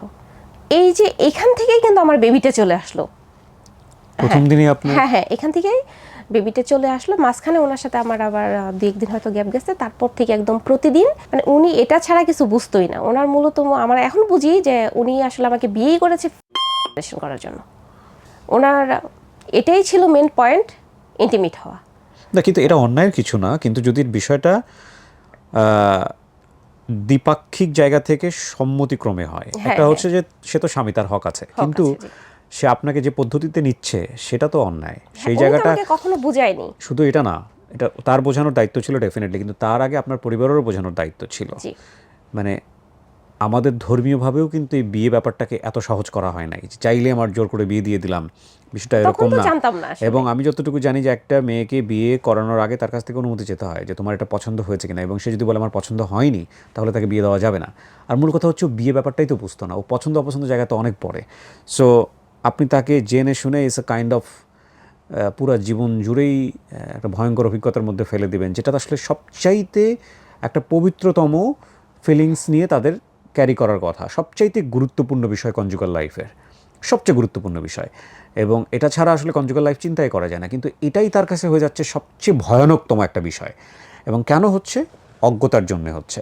তো এই অজ্ঞতার জায়গাটা ক্লিয়ার করাটা উচিত ছিল দুটো ফ্যামিলিরই। তারপরে যদি ও মিউচুয়ালি রিসিভ করে তাহলে বিয়ের সাথে চিন্তাভাবনা ছিল, তার আগ পর্যন্ত তো বিয়ের ব্যাপারটা চিন্তাই করা উচিত না। দেখেন, আমাদের সোসাইটিতে এই বিষয়গুলো নিয়ে কথা বলাও এক ধরনের ট্যাবু, এটা এক ধরনের স্টিগমা। আপনি চাইলে এই বিষয়গুলো নিয়ে কথা বলতে পারবেন না, ওপেনলি কথা বলার কোনো সুযোগ নাই। ইভেন এই যে পিরিয়ড শব্দটা, এই পিরিয়ড শব্দটা নিয়েও আজ থেকে 5 বছর আগে 6 বছর আগে কথা বলা যেত না সোশ্যাল মিডিয়াতে, অথচ এটা একটা অবভিয়াস থিং মানুষের জীবনে। এটা নিয়ে এত বেশি রাফ অ্যান্ড টাফ, এত বেশি মানে হাইড অ্যান্ড সিকের কী আছে? এটা তো মানুষের জীবনে খুব নর্মাল একটা ঘটনা। এবং আপনি আমাদের মাদ্রাসা যে শিক্ষা ব্যবস্থা, মাদ্রাসা শিক্ষা ব্যবস্থাও আপনি যদি দেখেন, এই বিষয়গুলো এত চমৎকারভাবে পড়ানো হয়, এত সুন্দর করে পড়ানো হয়। আমার মনে হয় না আমাদের যে মেইন স্ট্রিম, যে আমরা মেইন স্ট্রিম বলছি, বা আমাদের যে সাধারণ শিক্ষা ব্যবস্থা, সেই শিক্ষা ব্যবস্থাতেও এত খোলামেলাভাবে এই জিনিসগুলো পড়ানো হয়।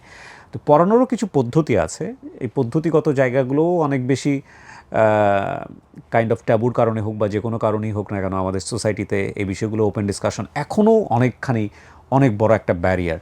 তবে একটা বিষয় হচ্ছে যে এগুলো যেহেতু আমাদের জীবনের একটা অবভিয়াস পার্ট এবং খুবই সুন্দরতম পার্ট, যেভাবে প্র্যাকটিস করার মানে সেভাবে সুন্দর যে অবয়বটা দেওয়া হয়েছে প্র্যাকটিস করার জন্য সেই জায়গাটা থেকে, সুতরাং এগুলোর ব্যাপারে প্রপার নলেজ থাকাটা খুবই জরুরি, প্রপার সময়ে প্রপার নলেজ থাকাটা খুবই জরুরি। যেটা আপনার কাছে খুব হাস্যকর ব্যাপার হতে পারে, যেটা আপনার কাছে খুবই নিন্দনীয় ব্যাপার হতে পারে, আলোচনা যোগ্য নয় এরকম একটা বিষয় হতে পারে, সেটা কারো কারো জীবনের জন্য জীবন নাশের বিষয় হতে পারে, শুধুমাত্র জ্ঞান না থাকার কারণে। ঠিক আছে, জি আপনি বলেন। তারপর কয়েকবার কাছে আসতে চাইতো, যেটা আমি একদম আসলে অসহ্যনীয় ছিল, আমি ওনাকে সহ্য করতে পারতাম না। প্রথম হচ্ছে ওনাকে আমার পছন্দই হতো না, আমি এখানে কিছু লুকাতে আসি নাই, ওনাকে আমার পছন্দ হতো না। দ্বিতীয়ত হচ্ছে ওনার যে শারীরিক নির্যাতন, এটা ওনাকে মানুষ বলে মনে হতো না। তখন আর আসলে মেনে নিলাম বিয়েটাকে, বিয়ে মানে হয়তো বা এটাই, বিয়ে মানে এটাই। এর মধ্যে হয় কি, আমার বাবার বাড়িতে যখন আসি, বান্ধবীরা জিজ্ঞেস করে তোমার জামাই তোমাকে কতটা আদর করে, ওনাকে উনি তোমাকে নিয়ে ঘুরতে যায় কিনা, বা ওনাই তোমাকে মজা টজা দেয় কিনা, খাওয়ার জন্য কিছু আনে কিনা, বাট এরকম কিছুই পাইনি। তো আমি বললাম যে হ্যাঁ হ্যাঁ সব হয় সব হয়। এখন আসলে সংসারটাকে মেনেই নিতে চাচ্ছিলাম, যদিও ওনাকে মেনে নিচ্ছিলাম না সংসারটাকে। এর মধ্যে যে আসলে বেবি চলে আসে আমি কিন্তু এটা বুঝতে পারি না। মানুষের বেবি হওয়ার আগে কিন্তু অনেকগুলি সিমটম থাকে, যেটা আমার ছিল না। যে বমি আসে, ঘুম, অনেক কিছু থাকে, বা খেতে পারে না। আমার এরকম কিছুই ছিল না। আমি তো ঘুম পাগল সবসময় ছিলাম, ঘুমাচ্ছি। বাবার বাড়িতে যখন আসি আমি বলি যে আমি থাকবো না, আমি চলে যাব। তখন হয়তো আমার বেবিটা 1-2 মাসের গর্ভে, আমি তো বুঝতে পারি না। আমি বললাম যে আমি যাব না যাব না। বলার পরে আমার বাড়ি থেকে প্রথম সুন্দর করে বোঝালো। আপনি খাওয়ার ব্যাপারটা বলেন না কিন্তু, এত দামি খাবার কোত্থেকে আসতো? এখনো তো আমি জানি না, বলবো আর পরে। ওকে, আর পরে জি, তারপর তখন হচ্ছে কি আমাকে বুঝালো। এখন আমি ওদেরকে বুঝালাম যে আমি পারবো না। এখন আমার ভাই আমাকে, আমি আমার ভাইকে প্রচণ্ড ভয় পেতাম, ভয় দেখেই আসলে বড় করছে আমাদেরকে। আমার ভাই আমাকে হাতে ধরে বললো, এক হাতে লাঠি নিল, মায়ের কাঠ বলে আমাদের এদিকে, মানে মানুষকে পিটানোর জন্য একটা কাঠ আছে, একটা কাঠ আছে, এটা হচ্ছে গিয়ে বানানো হয় অর্ডার দিয়ে। কি বলেন? হ্যাঁ হ্যাঁ, এটা অর্ডার দিয়ে। মানে কি মানুষকে রেগুলার পিটানো হয় আপনাদের এলাকায়? তাহলে না না, মানে চোর ডাকাত আসলে ও আচ্ছা আচ্ছা, মারবে আর কি এটা দিয়ে। তো একটা লাঠি বানানো হয়, এক হাতে ওই লাঠি খুবই শক্ত, মনে হয় সেগুন কাঠের হতে পারে। এক হাতে হচ্ছে লাঠি, আরেক হাতে আমার ভাই আমাকে হাতটা ধরছে। এখন বল ওর দোষ কি, যাবি না কেন? ওকে তোকে খাবার আপনি কি দেয় না? ভাবিকেও বলতে পারছেন না যে ভাবি এরকম একটা না, সমস্যা? না। ওই কমিউনিকেশনটা ছিল না? না না, আসলে এটা আমি বলতে পারছিলাম না। জি। আমার ভাবি জিজ্ঞেস করছে, বারবারই জিজ্ঞেস করছে কেন আমি যাব না। আসলে আমি বলতে মানে পারছি আপনার না। পরিবারে বলার মতো কাউকে কেউই কি ছিল না যে একটু না, ওই ক্লিয়ার সবাই তো হই? ভয়ই দেখাইছে। শুধু খালি ভয় দেখেন, সবাই সংসার কত করতে ইম্পর্টেন্ট হবে, একটা বিষয়। হ্যাঁ, জি। মান সম্মান চলে যাবে, গরিবের মেয়ে একবারই বিয়ে হয় না, আবার বিয়ে কিভাবে হবে, আর আসলেই বা মানুষ কি বলবে, এগুলি আমাকে বুঝাইতেছে। আমি শুধু বলতেছি আমি যাব না, আমি শুধু কান্না। আজ আমি আর কাঁদতে চাই না, আজ আমি বলতে চাই। আমি শুধু কাঁদতাম, কিছুই বলতে পারতাম না। তখন হচ্ছে গিয়া ওনারা আমাকে বললো, গরিবের মেয়ে, একবার বিয়ে হয় না, কি খাবা, আবার পাঠালো। আমি আবার পালিয়ে চলে আসতাম। মানে মাসে হয়তো বা মনে করেন যে 30 দিনের মধ্যে আমি 20 দিনই পালিয়ে আসতাম, আবার সেদিনই আমাকে ধরে নিয়ে যাইতো, হয়তো আমার ভাই নিয়ে দিয়ে আসতো। ততদিনে কিন্তু ওই বাড়ি ছেড়ে কিন্তু ওই যে ভাড়া বাসায় চলে আসলাম, নরসিংদীতে? হ্যাঁ নরসিংদীতে। আচ্ছা, ওই বাড়ি ছেড়ে ভাড়া বাসায়? ভাড়া বাসায়। ওই বাড়িটা ওর নিজের বাড়ি ছিল? হ্যাঁ, ওদের নিজের Okay, বাড়ি ছিল। fine. ভাড়া বাসায় চলে আসলাম, মানে ফুল ফ্যামিলি ভাড়া বাসায় চলে আসলাম। তো আবার পালিয়ে যখন আসলাম, লাস্টবার যখন পালিয়ে আসলাম, তখন আমার ভাই প্রচণ্ড মারলো, এত মারলো যে আমি দাঁড়াইতে পারতেছিলাম না, আমি ওয়াশরুমও যেতে পারতেছিলাম না। আপনার হাজবেন্ড কিছু বলতো না? না, উনিও তো, মানে এখানে আমার ভাই মারতো, ওখানে উনি মারতো। মানে এখান থেকে আমি মার খেয়ে ওখানে যেতাম, ওখান থেকে মার খেয়ে এখানে আসতাম। এখন দেখি হচ্ছে কি ওনার হাতগুলি প্রচণ্ড শক্ত, রিক্সা চালায় উনি। এখন দেখি এই প্রায় 3 মাস কিন্তু উনি কোনো কিছু করে নাই। 3 মাস পরে দেখি হচ্ছে উনি ফজরের পরে যায়, 12টার দিকে চলে আসে। কোথায় যাও? চাকরি করতে যাই। এটা আবার কোনো চাকরি হয় নাকি? এটা কোনো চাকরি হয় নাকি? তখন আশেপাশের মানুষ বললো, তুমি কি জানো তোমার জামাই তো আগে একটা বিয়ে করছে, আগে একটা বিয়ে করছে, ওনার 3 বছর না 4 বছরের সংসার ছিল, আর উনি কিন্তু রিক্সা চালায়। এটা বিয়ের পরে আপনি জানলেন? বিয়ের 3 থেকে 4 মাসের মাথায় আর কি জানতে পারলাম। এটা আপনার ফ্যামিলি বলেনি যে ছেলে কি করে বিয়ের আগে? আপনি ও জিজ্ঞেস চাকরি করে, ওরা হাইড করেছে, ওরা বলছে যে চাকরি করে। ছেলের ফ্যামিলি হাইড করেছে চাকরি করে? ওরা আমাদের বাড়ি থেকে তো আর ওদের বাড়িতে কেউ যায়নি যে দেখবে ছেলে কি করে, ওদের বাড়ি ঘর রিক্সা আছে চালানো কিনা। অপরাধ না, কিন্তু কর্মটা ক্লিয়ার করাটা প্রয়োজন ছিল। জি, এটা আমাদের কনসার্ন জায়গাটা। হ্যাঁ, উনি হচ্ছে গিয়ে রিক্সা চালায়। তখন ওইটা নিয়ে আমার সাথে অনেক রাগারাগি করি, যে আপনি বলছেন যে আপনি চাকরি করেন, এখন আপনি রিক্সা চালান, কেন করলেন? আপনি আপনার জানি যে আপনি বিয়ে করেন নাই, এখন বিয়ে করছেন, ওখানে হয়তো বা বাচ্চাও শুনতে পারবো কিছুদিন পরে। এদিকে আমার যে বাচ্চা এসে গেছে সেটা কিন্তু জানি না, আমি কিন্তু জানি না। তো প্রায় 4 মাস পরে আমার শরীরটা একটু ভারী ভারী, আমার নিজের ভিতরে যে আরেকটা মানুষ তৈরি হচ্ছে আমি ওইটা বুঝতে পারছিলাম না। শরীরটা ভারী ভারী লাগে, আমার প্রচণ্ড ক্লান্তি লাগে। আমি যেখানে শুই সেখানেই, যেখানে বসি সেখানেই শুই, আমার কোনো খাবার দাবার ভালো লাগতেছে না, আমার শুধু ঘুমাইতে ইচ্ছে করে, মনে সারাদিন ঘুমাই। তো উনি আইসা দেখে যে আমি শুয়ে আছি, ঘুমাই আছি, ওনার মা বিচার দেয় আমি কোনো কাজ করি না। আসলে আমি কোনো কাজ করতাম না, এটা সত্যি, আমি কোনো কাজ করতাম না। ভাড়া বাসা ছিল তো, রান্নার খাওয়া ছিল, আর ঘরটা গুছানো ছিল। ঘর গুছানোর মতো ঘরে তো কিছু ছিল না, একটা চৌকি ছিল, আর হচ্ছে কাপড় রাখার যে তখন ছিল, এটার দাম 250 টাকা একটা র্যাক ছিল, এটা ছাড়া কিছুই ছিল না। কাজ ছিল না, কাজ করতাম না। তো উনি এসে কী করতো, ওইখানেই লাথি, জুতা দিয়ে বাড়ি, থাপড় এরকম করতো। তাই আমি ওনাকে বললাম আমাকে একটু ডাক্তারের কাছে নিয়ে যান। উনি বললো, মরে গেলে মরে যাবি, তোর বাবাকে বল। তো এটা আমি বললাম আমার বাড়িতে। মা কান্না করতেছে, বলতেছে ঘরের মধ্যে চাল নাই, 1 সপ্তাহ হয়ে গেছে, তোরা ডাক্তার দেখাবো কি দিয়ে? তো আমি বললাম মা আমি চলে আসি। ধীরে ধীরে আমার পেটটা বড় হচ্ছে। আপনার বয়স কত যখন আপনার বেবি এসছে পেটে? 14 বছর। 14 বছর। প্রচণ্ড ক্লান্ত, আর শুধু ক্ষুধা লাগে আমার, আর শুধু ক্ষুধা লাগে। আস্তে আস্তে কিন্তু ওই যে ভালো খাবারটা ঠিকই ছিল, কিন্তু আমাকে খাবার দেওয়াটা কমে যাচ্ছিল। ভালো খাবার কিন্তু রান্না হচ্ছে ঠিকই, যেমন দেশি মুরগির মাংস রান্না করলে মুরগির গলাটা, মুরগির ডানাটা আমাকে দেওয়া হতো, কিংবা গিলাটা আমাকে দেওয়া হতো, মুরগির কোনো পিস দেওয়া হতো না। মাছের পেটের চাক দেওয়া হতো, কিংবা একদম ছোট্ট একটা লেজ দেওয়া হতো, ভালো পিসটার দেওয়া হতো না, যেটা আগে দিছে। কেন? তো আমি যখন এটা ওনাকে বলতাম, উনি বিশ্বাস করতো না। উনি বলতো না আমার মা এমন হতেই পারে না, আমার মা খুব ভালো মানুষ, উনি এটা বলতো। আমার বেবির 8 মাস যখন হলো, উনি আমাকে একদিন ওনার কাছাকাছি না আসতে পারার কারণে প্রচণ্ড মেরে ঘর থেকে বের করে দেয়। আচ্ছা। ঘর থেকে বের করে দেওয়ার পরে আমি সারা রাত দরজার সামনে বসে থাকি। রাত 3টার দিকে ওনারই আপন ফুফাতো ভাইয়ের বউ দেখে যে আমি এখানে বসে আছি শীতের কনকনে রাতের মধ্যে। পরে বলতেছে কি ব্যাপার, তুমি বসে আছো কেন? পরে আমি বললাম এরকম উনি আমাকে ঘর থেকে বের করে দিছে। পরে বাকি রাতটা ওনার ঘরে রাখলো। যখন আজান দিল আমি বের হয়ে গেলাম, হাঁটতে হাঁটতে নসুন্দি থেকে চলে আসলাম কালীগঞ্জ। হাঁটতে হাঁটতে কি দিয়ে আসলাম? রেলপথ দৌড়ে। আমার এটা মাথায় ছিল রেলপথ কখনো 2টা হয় না, একটাই হয়। ওনাদের বাড়ির ওখান থেকে রেলপথ দৌড়ে হাঁটতে হাঁটতে আমি রওনা দিয়েছি হচ্ছে আজানের সময়, ফজরের। আমি দুপুর 1টা বাজে, দুপুরে আজানের সময় আমি আমাদের বাড়িতে পৌঁছাই। পুরোটা রাস্তা আমি হেঁটে হেঁটে আসছি, আমার কাছে তো টাকা ছিল না। প্রথমে নৌসন্দি স্টেশনে আমি দাঁড়িয়েছিলাম যে আমি গাড়ি করে আসবো, গাড়িতে আসলে টাকা লাগে না, এটা আমি শুনেছি। পরে দেখি কিছু বাজে ছেলেরা আমাকে বাজেভাবে নিচ্ছিল, যে এত ভোরবেলা আপনি একা কেন, এই সাথে চাইলে আমরা যেতে পারি।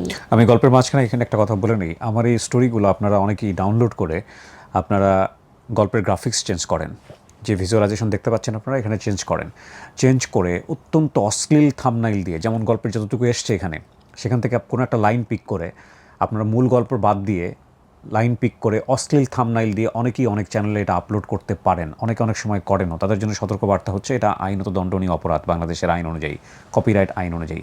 আর আপনি যতভাবেই এটা করেন না কেন আপনি কপিরাইট পাবেনই পাবে। এবং ইউটিউবে লাইকনেস বলে একটা ব্যাপার এসছেন রিসেন্টলি। সুতরাং বলবো যারা এই চুরি চাট্টা করতেছেন তারা দয়া করে থেমে যান এবং এই কাজ কোনোভাবেই করবেন না, একদমই স্ট্রিক্টলি নিষেধ। আমার কোনো কন্টেন্ট, আমার চ্যানেল থেকে নিয়ে স্টুডিও অফ ক্রিয়েটিভার্সের কোনো কন্টেন্ট উইদাউট আওয়ার পারমিশন, কোনো ছোট অংশ, বড় অংশ বা যে কোনো অংশ যে কোনোভাবে কেটে আপনি যদি আপনার চ্যানেলে করেন, সেটা তো ডেফিনেটলি কপিরাইট পাবেন। শুধু কপিরাইট পাবেনই তা না, আমরা আপনাকে ট্র্যাক করে বের করার চেষ্টা করছি। ইদানিং আমাদের একটা টিম কাজ করছে কারা এই কাজগুলো করেন। সো সতর্ক হয়ে যান। জি। তো আমি হাঁটতে হাঁটতে চলে আসলাম নৌসন্দি থেকে আমাদের কালীগঞ্জ। বাসায় আসছি কিন্তু প্রচণ্ড ক্ষুধা, এর ভিতরে আমি কিন্তু পানিও খাইনি কোথাও, প্রচণ্ড রোদ ছিল দুপুরবেলা। হাঁটতে হাঁটতে যখন আমাদের বাড়িতে আসলাম, বাড়িতে এসে দেখি মা ঘুমাচ্ছে, ভাবি কাজ করতেছে। তা আমি মাকে জিজ্ঞেস করলাম মা খাবার আছে? মা আমাকে হাত দিয়ে ইশারা করে দেখাই দিল খাবার নাই, আটা আছে, কিছু একটা বানিয়ে খাইতে। তখন আমি কি করলাম, লবণ দিয়ে আটার মধ্যে পানি দিচ্ছিলাম, আটাটা গোলাইবো, একটা রুটি বানিয়ে খাবো। বেবির কয় মাস তখন? 8-9 মাস। ওই অবস্থায় আপনি একা এসেছেন এইভাবে? হ্যাঁ, একদম হেঁটে। আমি হাঁটতে হাঁটতে আসছি যে আমার পাও গেলে ফুলে একদম এমন হয়ে এত গেছে। দূর থেকে আপনি হেঁটে আসলেন কিভাবে? লঞ্চ পার হয়ে? না, ওটা তো নরসিংদী শহর থেকে। আচ্ছা, নরসিংদী ওনাদের বাসাটা ছিল নরসিংদী স্টেশন, যে রেল স্টেশন, সেখান থেকে খুব কাছে, 5 মিনিট। তারপরে বাসায় আসলেন, আটা গোলাচ্ছেন? হ্যাঁ, বাসায় এসে আটা গোলাচ্ছি। এখন আমার ভাবি আমার মাকে বলতেছে আপনার মেয়ে যে আসছে কি দুর্ঘটনা ঘটায় আসতে, ওই যে দেখেন জামাই এসে পড়ছে। মানে আমি আইসা বসতে পারি নাই, উনি এসে পড়ছে। উনি তো ভাসে আসছে, আমি তো হেঁটে আসছি। উনি আসতে আমার ভাইয়ারা সাথে করে নিয়ে আসছে। আমার ভাইয়া যেখানে কাজ করতো উনি সেটা চিনতো, জানতো, ওখান থেকে নিয়ে আসছে। সারা রাস্তা মনে হয় আমার ভাইয়াকে বলছে, উনি যত রকম আমাকে খারাপ বানাইতে পারে উনি বানাইছে। তারপরে আসার পরে হচ্ছে আমার ভাইয়া আমাকে কিছু জিজ্ঞেস করলো না, আমাকে মারতেছে, বলতেছে যে এই কেন আসলা, আর আমাকে খাবারটাও খেতে দিল না, ওইভাবে আমাকে পাঠালো। ভুরকাটা একদম মাটি দিয়ে হাইটে আসছি না, ভুরকাটা একদম নোংরা, কত জঙ্গল পড়ছে, কত ঘাস পড়ছে, কত নোংরা মাটি চাটি, ভুরকাটা একদম নোংরা হয়ে গেছে। আবার আমাকে ওইভাবে পাঠালো। আমি আমার ভাইয়াকে বললাম ভাইয়া আমি কিছু খেয়ে যাব। আমার ভাইয়া বলল বিয়ে দিয়ে দিছি, বাবার বাড়িতে কোনো খাবার নাই, শ্বশুর বাড়ি থেকে খাও। 4টা বাজলো ওখানে আসতে। এখন আমার শাশুড়ি খাবার দিবে না, আমি একা একা চলে গেছি। তারপরে হচ্ছে গিয়া আবার ভাত রান্না করলাম, ভাত রান্না করে লবণ দিয়ে কাঁচামরিচ দিয়ে আমি ভাত খেলাম। ভাত খাওয়ার পরে ক্লান্ত না, ঘুমিয়ে গেছি। উনি সেই অবস্থায় মাগরিবের আগ মুহূর্তে সেই অবস্থায় আমার কাছে আসে। আমি হাইটে গেছি, আমার পাওগুলি ফুলে গেছে, যেন আমার পাও দিয়ে রক্ত বের হচ্ছে।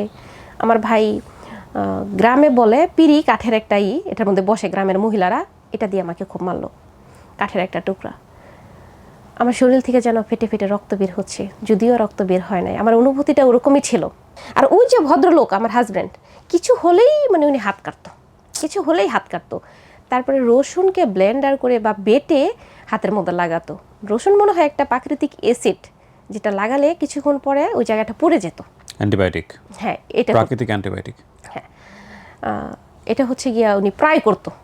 মানে আমাকে যখন আমি ওনার কাছে আসতে চাইতাম না, উনি বলতো যে এটা করবো, এটা করবো, মানুষকে দেখাবো। মূলত ওই যে বললেন যে ভালো খাবারটা কেন বন্ধ হয়ে গেল আমার, ওই যে ওনার ছেলের সাথে আমি আসলে মিশতে পারতেছিলাম না। ওনার ছেলে যেইভাবে চাইতেছে আমি সেটা করতে পারতেছিলাম না। ওইটা ওরা দেখতেছে না পাশের রুমে থেকে, সেই জন্য আমার ভালো খাবারটা কমিয়ে দিল। না, এটা আপনি গেস করছেন, বলেছে ওরা মুখে এই ধরনের কথা কখনো? না, কখনো বলেনি, আপনি অনুমান করছেন? আমি অনুমান করছি, বা আশেপাশের মানুষ বলতেছে যে তোমাকে খাওয়াইলে কি লাভ হবে। অনেক সময় কিন্তু এরকম ব্যাপার আছে, এই ধরনের কমিউনিটিতে অনেক সময় পেটে বাচ্চা আসলে মনে করে যে খাবার অল্প দিতে হবে, এতে করে বাচ্চা ছোট হবে, এতে করে ডেলিভারির জন্য ইজি হবে। একটা সময় ছিল এরকম, আমরা আপনারা দেখেছেন কিনা জানি না, আমরা ছোটোবেলায় যখন বাংলাদেশ টেলিভিশন দেখতাম, ওই সময় মানুষদেরকে সচেতন করা হতো যে পেটে বাচ্চা আসলে আরও বেশি বেশি খাবার দিতে হবে, সচেতন করা হতো।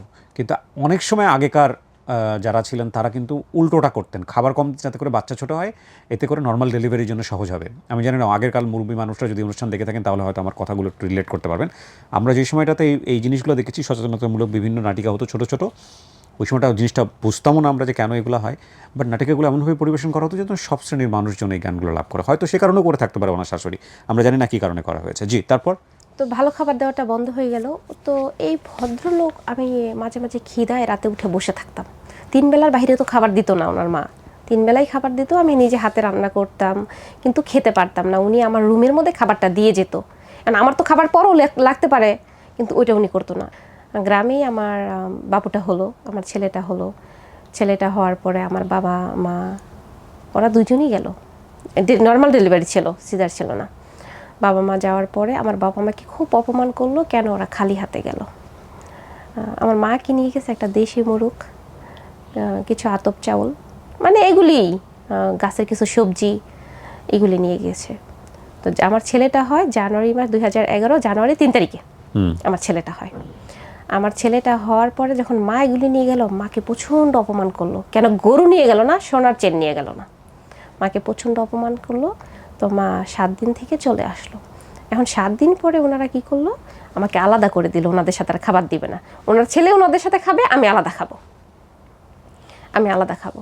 এখন আমি আলাদা খাবো কিভাবে? উনি আমাকে কিছু চাল, কতগুলি পুঁটি মাছ, তারপরে হচ্ছে গিয়া 2টা পাতিল দিয়ে দিল। তো ওনার ছেলে আবার হলুদ মরিচ এগুলি এনে দিল। আমি এই অবস্থায় রান্না করলাম, রান্না করলে খেলাম। একটা সময় ওনারা বললো যে আমাদের বাবার বাড়ি থেকে নাকি কথা ছিল ওনাদেরকে 30,000 টাকা যৌতুক দিবে। আমি ততদিন পর্যন্ত জানি না। এখন আমাকে যৌতুক 30,000 টাকা দিতে হবে, আর যৌতুক না দিলে আমাকে রাখবে না, আমাকে ছেড়ে দিবে। তো আমার বেবি হয়ে গেছে, এটা আমি বুঝতে পারছিলাম। এখন যদি আমি চলে যাই আমার বেবির কি হবে, এটা বুঝতে পারছিলাম। তারপরে হচ্ছে গিয়া আমি ওনাকে বললাম যে এরকম এরকম আপনার বাবা মা চাইতেছে যে আপনি আমাকে ছেড়ে দেন, আপনি কি চান? পরে উনি বলতেছে যে না, আমি তোমাকে প্রচণ্ড ভালোবাসি, আমি তো তোমাকে ছাড়বো না, আমি তোমাকে ছাড়া থাকতে পারবো না। তো উনি আমাকে নিয়ে ওই রাতের বেলা, রাত তখন 3টে বা 4টা বাজে, পালিয়ে আসলো।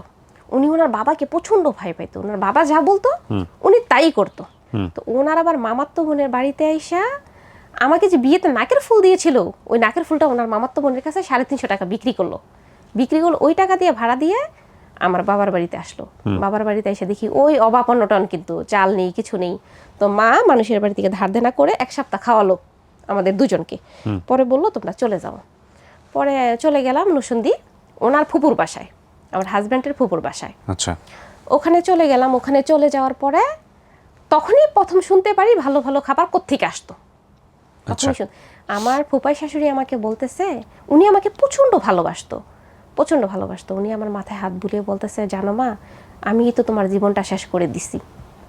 তো আমি জিজ্ঞেস করলাম কিভাবে, বললো আমি তো জানতাম না, ওরা তো মানুষ, বিয়েটা তো আমিই নিয়ে গিয়েছিলাম, তোমাকে আমিই বউ করে আনছি, তোমার সন্তানটা আমিই দিয়েছি, এখন তো ওরা অমানুষ, তোমার শ্বশুর তো আসলে চুরি করে, ওহো, তোমার শ্বশুর তো আসলে চুরি করে, তুমি আমারে মাফ করে দিও, আমি ধীরে ধীরে অসুস্থ হয়ে যাইতেছি, কবে মারা যাই তা তো বলতে পারি না, তুমি আমাকে মাফ করে দিও। তখন আমি একটা শট খেয়ে যাই আর জিজ্ঞেস করি যে ফুপু কি চুরি করে, চুরি করলে কি এত টাকা আসে কিনা?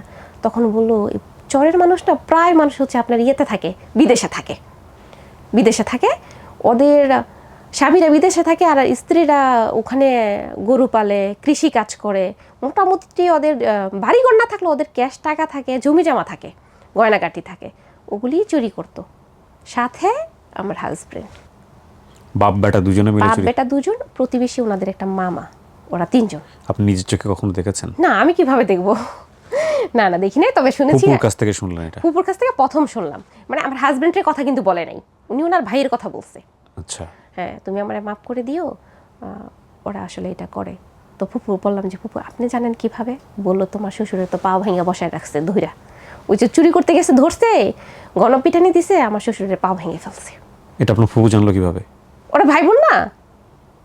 ওকে, এটা কি ধরনের ভাই বোন? আপন ভাই বোন, একদম আপন ভাই বোন। এখন তোমাকে যেতে হবে, ফুপুর- ওনার ফুপু, আমি আপনাকে বলি, ওনার ফুপু হচ্ছে আমার ফুপুর কাছে বিয়ের প্রস্তাব নেই। আমি সম্পর্কটা একটু বোঝার চেষ্টা করি, সব জায়গাতে আমি খুব কাঁচা। আচ্ছা, আপনার কাছে বিয়ের প্রস্তাব নিয়ে আসছে আপনার ফুপু। হ্যাঁ। আপনার ফুপু আপনার শ্বশুরকে চেনে কিভাবে? আমার শ্বশুরকে চিনে না, ও যে আমার শ্বশুরের বোন, আমার ফুপাই শাশুড়ি, হ্যাঁ। উনি আবার আমার ফুপুর কাছে। আচ্ছা, ওনার হচ্ছে আমার ফুপাই শাশুড়ি গ্রামে গ্রামে ওখান থেকে না চারা বিক্রি করতো, কিসের চারা? এই মরিচ চারা, লাউ চারা, এই যে বিভিন্ন ইত্যাদি এগুলো বিক্রি বিভিন্ন করতো। চারা বিক্রি সেক্ষেত্রে করতো। আপনার ফুপুর সাথে সম্পর্ক হয়েছে?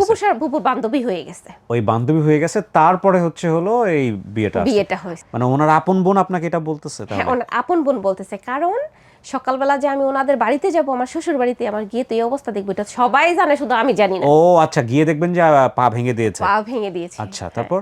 তো পরের দিন সকালে উনি আমাকে নিয়ে গেল, একদিন ওনার বাসায় ছিলাম, পরের দিন নিয়ে গেল, এখন দেখি সবাই জানে এলাকার, ওনাকে বলতো কি বান্দইরা, আমার শ্বশুরকে বলতো বান্দইরা। বান্ধবীরা কেন? বান্দইরা হচ্ছে গিয়া উনি ওর এটা চুরি করবে, ওর ওটা চুরি করবে, আর এটা দিয়ে সবাই খাবে এলাকার। ওই এলাকার যে আমি বললাম যে সবাই ভালো মন্দ খেত, আসলে বিষয়টা সবাই জানতো, উনি সবাইকে খাওয়ায়া হাত করে রাখতো, যেমন মেম্বার, চেয়ারম্যান, ওদেরকে হাত করে রাখতো। আর চুরিটা নিজের গ্রামে করতো না তো, আরেক চরে গিয়ে করতো। হ্যাঁ, আরেক চরে গিয়ে করতো। যেমন কি চুরি করতো, মাছ ধরার জাল, ছাগল, একদম যখন কিছু পারতো না তখন মানুষের পুরনো কাপড়ও চুরি করতো। আচ্ছা, তো আপনি বাড়িতে গিয়ে কি দেখলেন পরের দিন? বাড়িতে গিয়ে দেখলাম যে ওনার আসলে পা ভাঙা, ওনার এই যে যারা আসলে উনি চুরি করে যাদেরকে খাওয়াইছে, সবাই আশেপাশে একদম দুঃখিত, ওরা খুবই সমবেদনা প্রকাশ করতেছে। ওনাকে নিয়ে আসছে করতে, চুরি করে পা ভেঙে দিয়েছে, নিয়ে আসছে কারা ওখানে বাড়িতে? দিয়ে গেছে ওখানের মানুষ, ওখানকার মানুষজন বাড়িতে দিয়ে গেছে পা ভেঙে? পা ভেঙে দিয়ে গেছে, হ্যাঁ। খুব মারছে, শুধু পাও ভাঙছে না, একদম খুব মারছে, যেমন পিঠে, হাতে ভাঙছে, শুধু পাটা এনে খুব মারছে। সাথে যিনি ছিল ওনাকে আর ধরতে পারে নাই, ওনাকেই মারছে। 2 জন ছিল, বর্ষার সময় ছিল। তখন আমার শ্বশুর বিষয়টা শেয়ার করলো একদম ওপেনলি, সবার সামনেই, কারণ সবাই তো জানেই, আমি না জানি না। বললো আমার বাবাকে বকা দিয়ে, তুই জানোস আমি কি করতে পারি? তোর বাবা 30,000 টাকা দিয়ে এই বললো যে 30,000 টাকা দিবে, আজকে 1.5 বছর হয়ে গেল, টাকা দিল না। আমার শ্বশুর খুব রেগে গিয়ে এরকম করে আমাকে বললো। আসলে আমি খুব ভয় পেতাম ওনাকে। তো ওইভাবে চলে যায় আরও 1 বছর। ওখানেই আরও অনেক কিছু জানতে পারি। আমার শ্বশুর চুরি করে ছাগল নিয়ে আসে, ছাগলের ডাকের যন্ত্রণায় ঘুমাইতে পারি না, এত বড় বড় পাতিল চুরি করে নিয়ে আসে। ওই বিয়ে বাড়িতে রান্না করে না পাতিলগুলি, এত বড় বড় পাতিল চুরি করে হচ্ছে গিয়া আশেপাশে মানুষটা উপহার দেয়, বিক্রি করে না, উপহার দেয়, অনেক উপহার দেয়। তারপরে হচ্ছে গিয়া 1 বছর চলে গেল। এখন দেখি আমার হাজব্যান্ড ওই যে বিভিন্ন নেশা যে করতো, আমি আর জানতাম না, এখন জানতে শুরু করি উনি নেশা করে, উনি টাকা দেয় না। আগে তো মনে করেন যে কিছু স্মৃতি ছিল, এখন ওইটাও নাই, পুরা নিষ্ঠুর যারে বলে, একদম বাংলা ভাষায় বলে একদম জানোয়ার কদম। উনি যখন আমার সাথে ইন্টিমেট হতো, এটা কি স্বামী স্ত্রী সম্পর্ক হয় কি না আমি আজও জানি না। আমার তো সামনে একটা গল্প আসতেছে, তখন হয়তো বুঝতে পারবেন। আমি ওখানেও এত নির্যাতিত হই নাই যতটা হয়েছি ওনার কাছে। শোনেন আপনারা, জি, উনি আমাকে এতটা শারীরিক নির্যাতন করেছে, মানসিক তো আছেই। তখন কি করলো, উনি আমাকে বলল ওখানে থাকবে না, ঢাকায় আসবে। তারপরে হচ্ছে গিয়া ঢাকায় আসলো, ঢাকায় আসার পরে এই দোকানে ওই দোকানে রিক্সা চালাইতো, যেখানে ওখানে জমা ছিল রিক্সার জমা প্রতিদিন 40 টাকা। ওই রিক্সা জমা, এই দোকানে বাকি ওই দোকানে বাকি, এগুলি করে উনি আমাকে না এখানে ফেলে দিয়ে চলে গেল, ঢাকাতে রেখে চলে গেল। হ্যাঁ, আমি একদিন ঘুম থেকে উঠছি, ঘুম থেকে উঠে আমি দেখি মানে আমার ছেলে নাই আমার পাশে। আমার বাবা তখন বলল, এই তোমার জামাই তো ওরে নিয়ে তোমার শ্বশুর বাড়ি চলে গেছে। তখন আমি বললাম, আপনি কি করে জানলেন? বলতেছে, তোমার শ্বশুর ফোন দিয়ে জানাইছে, তোমার যদি ওর সংসার করতে হয়, বাচ্চারে ফিরিয়ে পেতে চাও, তাহলে তোমার শ্বশুর বাড়িতে যাও। এখন যে বাড়ি উনি তো আমাকে ছাড়বে না, ভাড়া বাকি আছে। হ্যাঁ, ভাড়া বাকি আছে 2 মাসের 1500 টাকা করে, 3000 টাকা। উনি তো আমাকে ছাড়বে না। উনি বলতেছে, আমার ভাড়া দিয়ে তারপরে যাও, আবার আশেপাশের দোকান বাকি দিয়ে যাও। খুব বেশি না, সব মিলিয়ে 10,000 হবে আর কি। 10,000 টাকার জন্য উনি আমাকে এখানে রেখে ওনার ছেলে নিয়ে উনি চলে গেল। বিষয়টা কেমন না, আমি ভাবলাম যে না, একটা সুযোগ, ওনার সংসার আমি করব না। বাড়িগুলি বললো কি যে তুমি এক কাজ করো, আস্তে আস্তে আমার ঘর ভাড়াটা মিঠাই দিও, তুমি এখানে গার্মেন্টসে যাও। পরে আইসা দেখি আমার বাবা মা আমাকে নিতে আসলো, ফোনে ফোনে ওই বাড়িওয়ালির কাছ থেকে ঠিকানা নিয়ে নিতে আসলো। ওই যে ঘরের ফ্যান, একটা চৌকি ছিল, এগুলি বিক্রি করে বাবা কিছু টাকা দিয়ে সব কিছু, দোকান বাকি আর দেওয়া হয়নি। জানি না ওনারা আমাকে ক্ষমা করবে কিনা, আমি দোকান বাকি করিনি, তবে ভাড়াটা দিয়ে আমাকে নিয়ে গেল। ওই চান্সে আমাকে বলছে আমাকে আর দিবে না, আমাকে আর দিবে না। ওই যে ছেলের মায়ায় পড়ে গিয়েছি, আমি বলছি না আমি যাব। তখন ওরা আমাকে দিতে চাইলো না, আমি লুকিয়ে চলে গেলাম। লুকিয়ে যাওয়ার পরে হচ্ছে গিয়ে এই যে এখান থেকে হয় আমার ছোট বেবিটা আসে, আমার ছোট বেবিটা আমার গর্ভে আসে এখান থেকে যাওয়ার পরে। তখন তো আবার এই মারামারি, খাবার দেওয়া না, আলাদা করে দিয়েছে। আজকে এখানে 6 মাস, ওখানে 6 মাস, এরকম করে আবার ওখান থেকে পালিয়ে আসে, সাথে সাথে আমারও পালিয়ে আসতে হয়। এভাবে এভাবে কিন্তু আমার ছোট ছেলেটা হলো। আমি কিন্তু একবারে চলে আসি, ছোট ছেলে পেটে আসার পরে চলে আসি যে আমি যাব না, উনি আমাকে প্রচণ্ড মারে, আমি যাব না। পারিবারিকভাবে আমি ডিভোর্সের কথা বলি, পারিবারিকভাবে বলি, আসলে এটা পারিবারিকভাবে আসলে 2টা বাচ্চা হয়ে গেছে, এটা আর কেউ করছিল না। পরে আমি কাজে অফিসে গিয়ে আমি নিজেই ডিভোর্স দিয়ে দিই। বিয়ের কত বছর পরে? 4 বছর। বাচ্চা দুটোর সাথে নিয়ে? হ্যাঁ, ওকে। আমি ডিভোর্স দিয়ে দিই। ডিভোর্স দেওয়ার পরে হচ্ছে গিয়া বাবার বাড়ি থাকতে থাকি। এখন তো আরও অত্যাচার বেড়ে গেছে, 2টা বাচ্চা নিয়ে, বাচ্চা তো আর রেখে আসি নাই।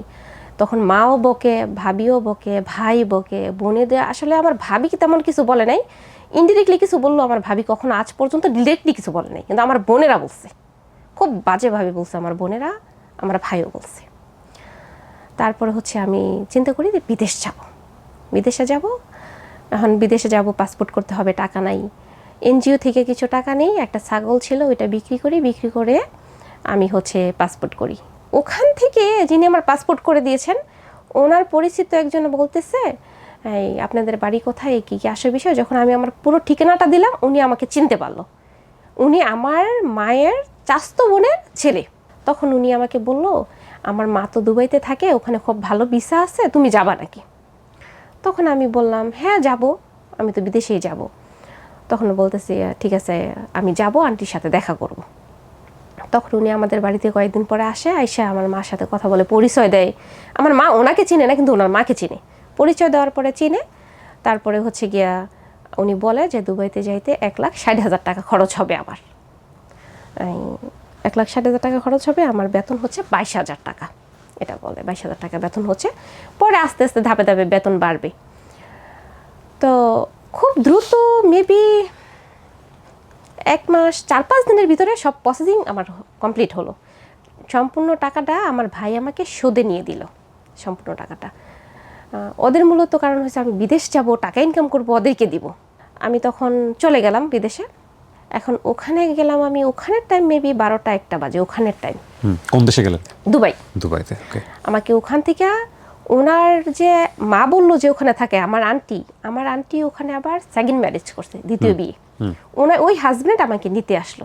তো নিয়ে গেল, ওই একটা বাসায় দিয়ে আসলো, বললো যে এখানে তোমার মতো আরেকটা মেয়ে আছে, ওনাকে তুমি আপু বলে ডাকবা। আপনি কার কাছে গেলেন বিদেশে? এখনো তো জানি না, মানে ওনারা আমাকে বললো কি করাবো, কি কাজ করবে, কিচ্ছু বলে নাই? হ্যাঁ বলছে। কি বলছে? উনি বলছে হচ্ছে গিয়ে দোকানদারি করতে হবে। কিন্তু কি দোকানদারি ওটা উনি বলে নাই, আমি আসলে ওইভাবে জিজ্ঞেস করি নাই। আচ্ছা।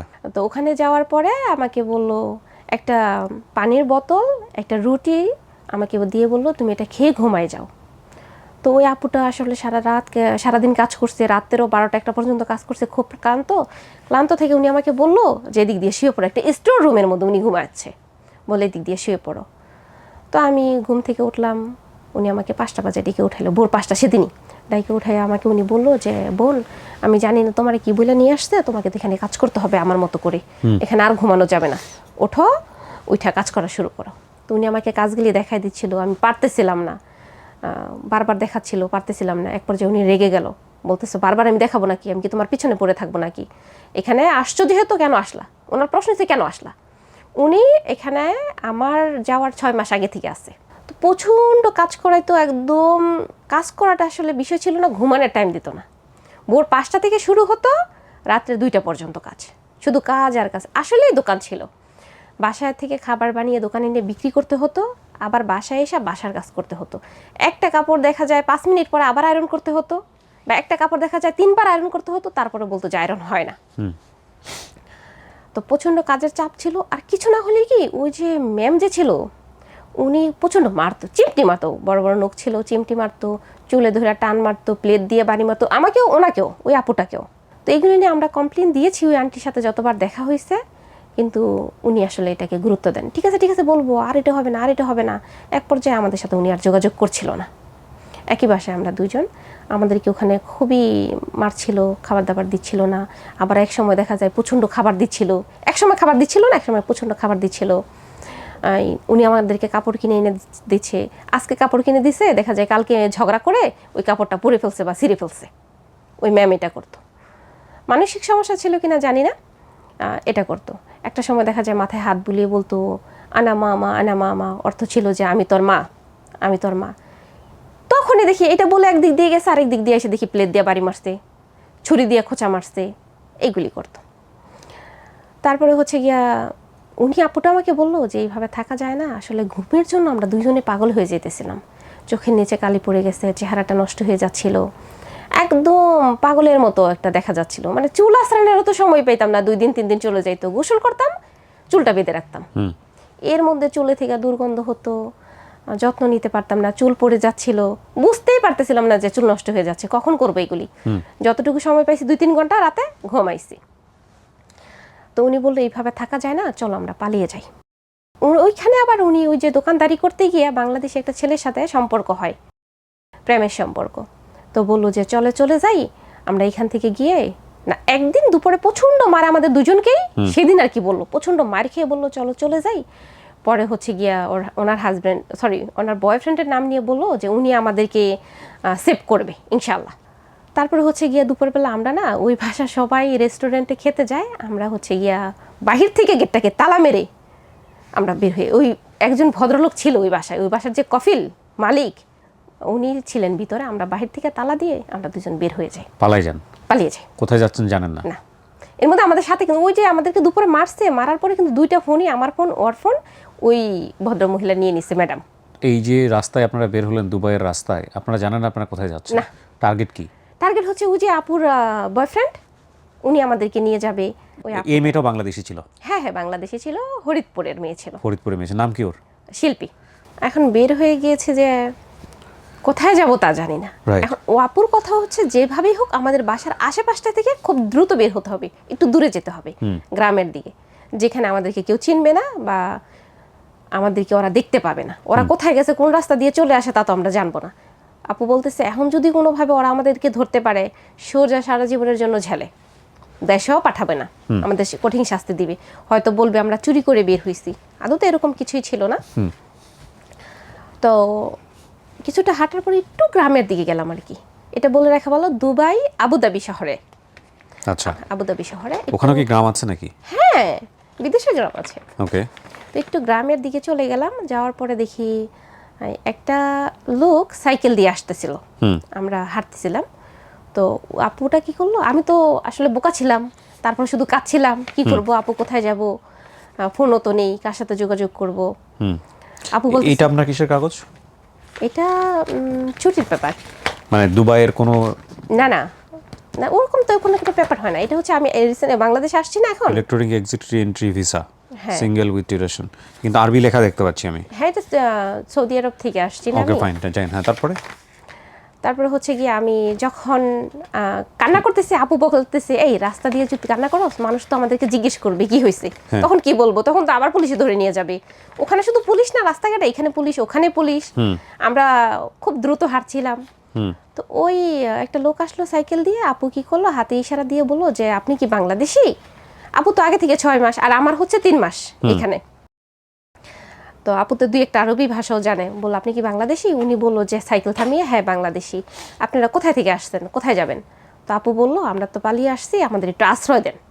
প্রথম ফোনটা চাইলো যে আপনি আমার ফোনটা। ওরা কি ছেলেটা কি বাংলাদেশি ছিল? হ্যাঁ হ্যাঁ বাংলাদেশি ছিল। আচ্ছা। আপনার ফোনটা দেন।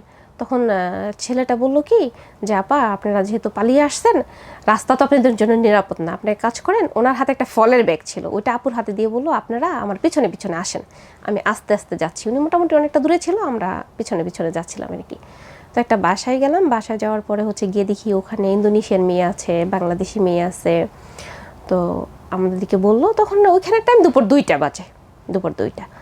তো আমাদেরকে বললো যে আপনারা ফ্রেশ হন, ওই আপুদের কাপড় চাপড় দিল, আপনারা গা গোসল দিয়ে আসেন, এসে খাওয়া দাওয়া করে নেন, বাকি স্টোরি আমরা পরে শুনবো, কি হয়েছে, কেন আসছেন, কোথায় থেকে আসছেন। তো আমরা তো ক্লান্ত ছিলাম, কতদিন ঘুমাই না, ঠিকমতো খাই না, অযত্ন অবহেলা। ওনারা আবার শ্যাম্পু ট্যাম্পু দিল, খুব ভালো করে গোসল করলাম 3 মাসের ভিতরে। তো গা গোসল দিয়ে এসে বসলাম, দেখি একটা আরবিয়ান খাবারের ডালা, এরকম বড় হয়, অনেক বড় হয়, একদম অনেক সুন্দর করে খাবার সাজানো। খাবারের ডালাটা আরবি স্টাইলে সাজানো হলো, খাবারটা বাংলাদেশি। তো আমরা সবাই একসাথে বসে খেলাম, খেতে খেতে আর কি ওরা জিজ্ঞেস করতেছিল কি হয়েছে আমাদের, কেন আসতি। পরে আপু বললো, আমি কিন্তু পুরোটা সময় চুপ, আমি খাইতেই আসি, আমার খিদে না, আমি খেতেই আসি। আপু আর কি বিষয়টা বললো, আবার কাঁদছিল। আমি কিন্তু ওই পর্যন্ত একটু কান্নাকাটি অফ করলাম, গোসল মোসল করে ভাবছি যে না জান্নাতে এসে পড়ছি মনে হয় জাহান্নাম থেকে। আমাদেরকে ব্যথার ওষুধ দিল, আমরা খেলাম, খেয়ে ঘুমিয়ে গেলাম। কখন উঠছি বলতে পারবো না, টাইম আর দেখি নাই। ওঠার পরে দেখি ওদের যে ড্রেস আপগুলি আপুদের কেন জানি পছন্দ হচ্ছিল না আমার, মানে খুবই বাজে লাগছিল। এইসব ড্রেস আসলে দেখি নাই কখনো, ওই সিনেমাতে যেগুলি পরে আর কি ওরকম ড্রেস ছিল আপুদের। আমাদেরকে যদিও বাংলাদেশি 3 পিস দিয়েছে পরার জন্য। ওই রাতটা খুব ভালোভাবে কেটে গেল। রাতটা যে ঘুমাইতে দিচ্ছে, মনে করেন যে একটা বাসা, কোনো রুমের দরজা নেই, কোনো রুমের দরজা নেই, দরজা শুধুমাত্র মেন দরজা যেটা সেটাই। কেউ এখানে ঘুমিয়ে আছে, একটা পুরুষ এখানে ঘুমিয়ে আছে, তার পায়ের নিচে একটা মহিলা, একজন আরেকজনকে জড়িয়ে ধরে আছে। তখন আমরা মনে করছি হাজব্যান্ড ওয়াইফ, কিন্তু ঘুমের স্টাইল এরকম কেন? মানে যাই যেভাবে পারছে সেইভাবে যার ইচ্ছে তারে নিয়ে শুয়ে পড়ছে। বিষয়টা ওরকম ছিল, কিন্তু আমাদের ওরকম ছিল না। আমাদেরকে ছোট একটা রুম, দরজা ছাড়াই গিয়ে বললো যে তোমরা দুজন ওইখানে শুয়ে পড়ো। আমরা শুইলাম, কি সেরার ঘুম, 2 বোনে কথা বলি, কান্নাকাটি করি যে কোথায় এসে পড়লাম। পরে বলতেছে আপনারা চিন্তা করেন না, ওরা আসলে এখানে বিয়ে করে, কন্ট্রাক্টে বিয়ে করে হচ্ছে গিয়া থাকে স্বামী স্ত্রীর মতো করে, ওরা আসলে এইভাবেই থাকে। এর মধ্যে দেখি রাত্রে 2টা-3টার দিকে, আমরা তো আর ঘুমাই না, আরও 2টা আপু আসলো, বাংলাদেশি আসলো, বুরকা গায়ে দিয়ে আসলো। বুরকা গায়ে দিয়ে এসে বুরকা খুললো, দেখি বুরকার নিচের কাপড়টা আসলে খুব ভালো না, খুব ভালো না বুরকার নিচের কাপড়টা। তখন জিজ্ঞেস করলাম, ওনারা বললো যে ওনারা বিউটি পার্লারে কাজ করে, বিউটি পার্লারে কাজ করে বাসায় গিয়ে গিয়ে। আচ্ছা। হ্যাঁ বাসায় গিয়ে গিয়ে বিউটি পার্লারে কাজ করে। তারপর হচ্ছে গিয়া ভালো, তখন পরের দিন সকালে আমাদেরকে ফ্রোজিন পরোটা দিল, খেলাম। রাতেও কিন্তু ভালো খাবার দাবার নিয়ে আসছে, ফল ফ্রুট নিয়ে আসছে, খেলাম। খাওয়ার পরে এক পর্যায়ে পরের দিন দুপুরে ওই যে ভদ্রলোকটা আমাদেরকে নিয়ে আসলো, উনি বলতেছে যে আপু আপনারা যে এখানে আসছেন, এই শহর তো আপনাদের জন্য নিরাপদ না। আপু আবার কিন্তু ওই যে আপুর যে বয়ফ্রেন্ড, ওনাকে ফোন দেওয়ার ট্রাই করছিল, কিন্তু কোনোভাবে হয়তো বা বিপদ ছিল, তো ওই নাম্বার একটা হয়তো বা ভুল হচ্ছিল, সঠিকভাবে আর নাম্বারটা কি করতে পারতেছিল না, যোগাযোগও করছিল না। আমাদেরকে বললো আপনাদের জন্য এই শহরটা নিরাপদ না, পুলিশ আপনাদেরকে পোস্টার দিয়ে দিয়ে খুঁজছে। কে বললো? এই ছেলেটা বললো? হ্যাঁ হ্যাঁ, পোস্টার দিয়ে দিয়ে পুরো আর ওই শহর। ছেলে, ওই মেয়ের বয়ফ্রেন্ড কোথায়? আপনার সাথে শিল্পীর বয়ফ্রেন্ড যে আপনাদেরকে নিয়ে যাবে, এটা তো আগে থেকে বয়ফ্রেন্ড জানে না, মানে উনি বের হয়েছে, ফোন দিবে, পরে কোথাও থেকে নিয়ে কিন্তু যাবে। সামহাও ফোন ম্যানেজ করতে পারছে না। ফোন ম্যানেজ করতে পারছে, কিন্তু নাম্বারটা মনে করতে পারছে না, নাম্বারটা মুখস্থ ছিল।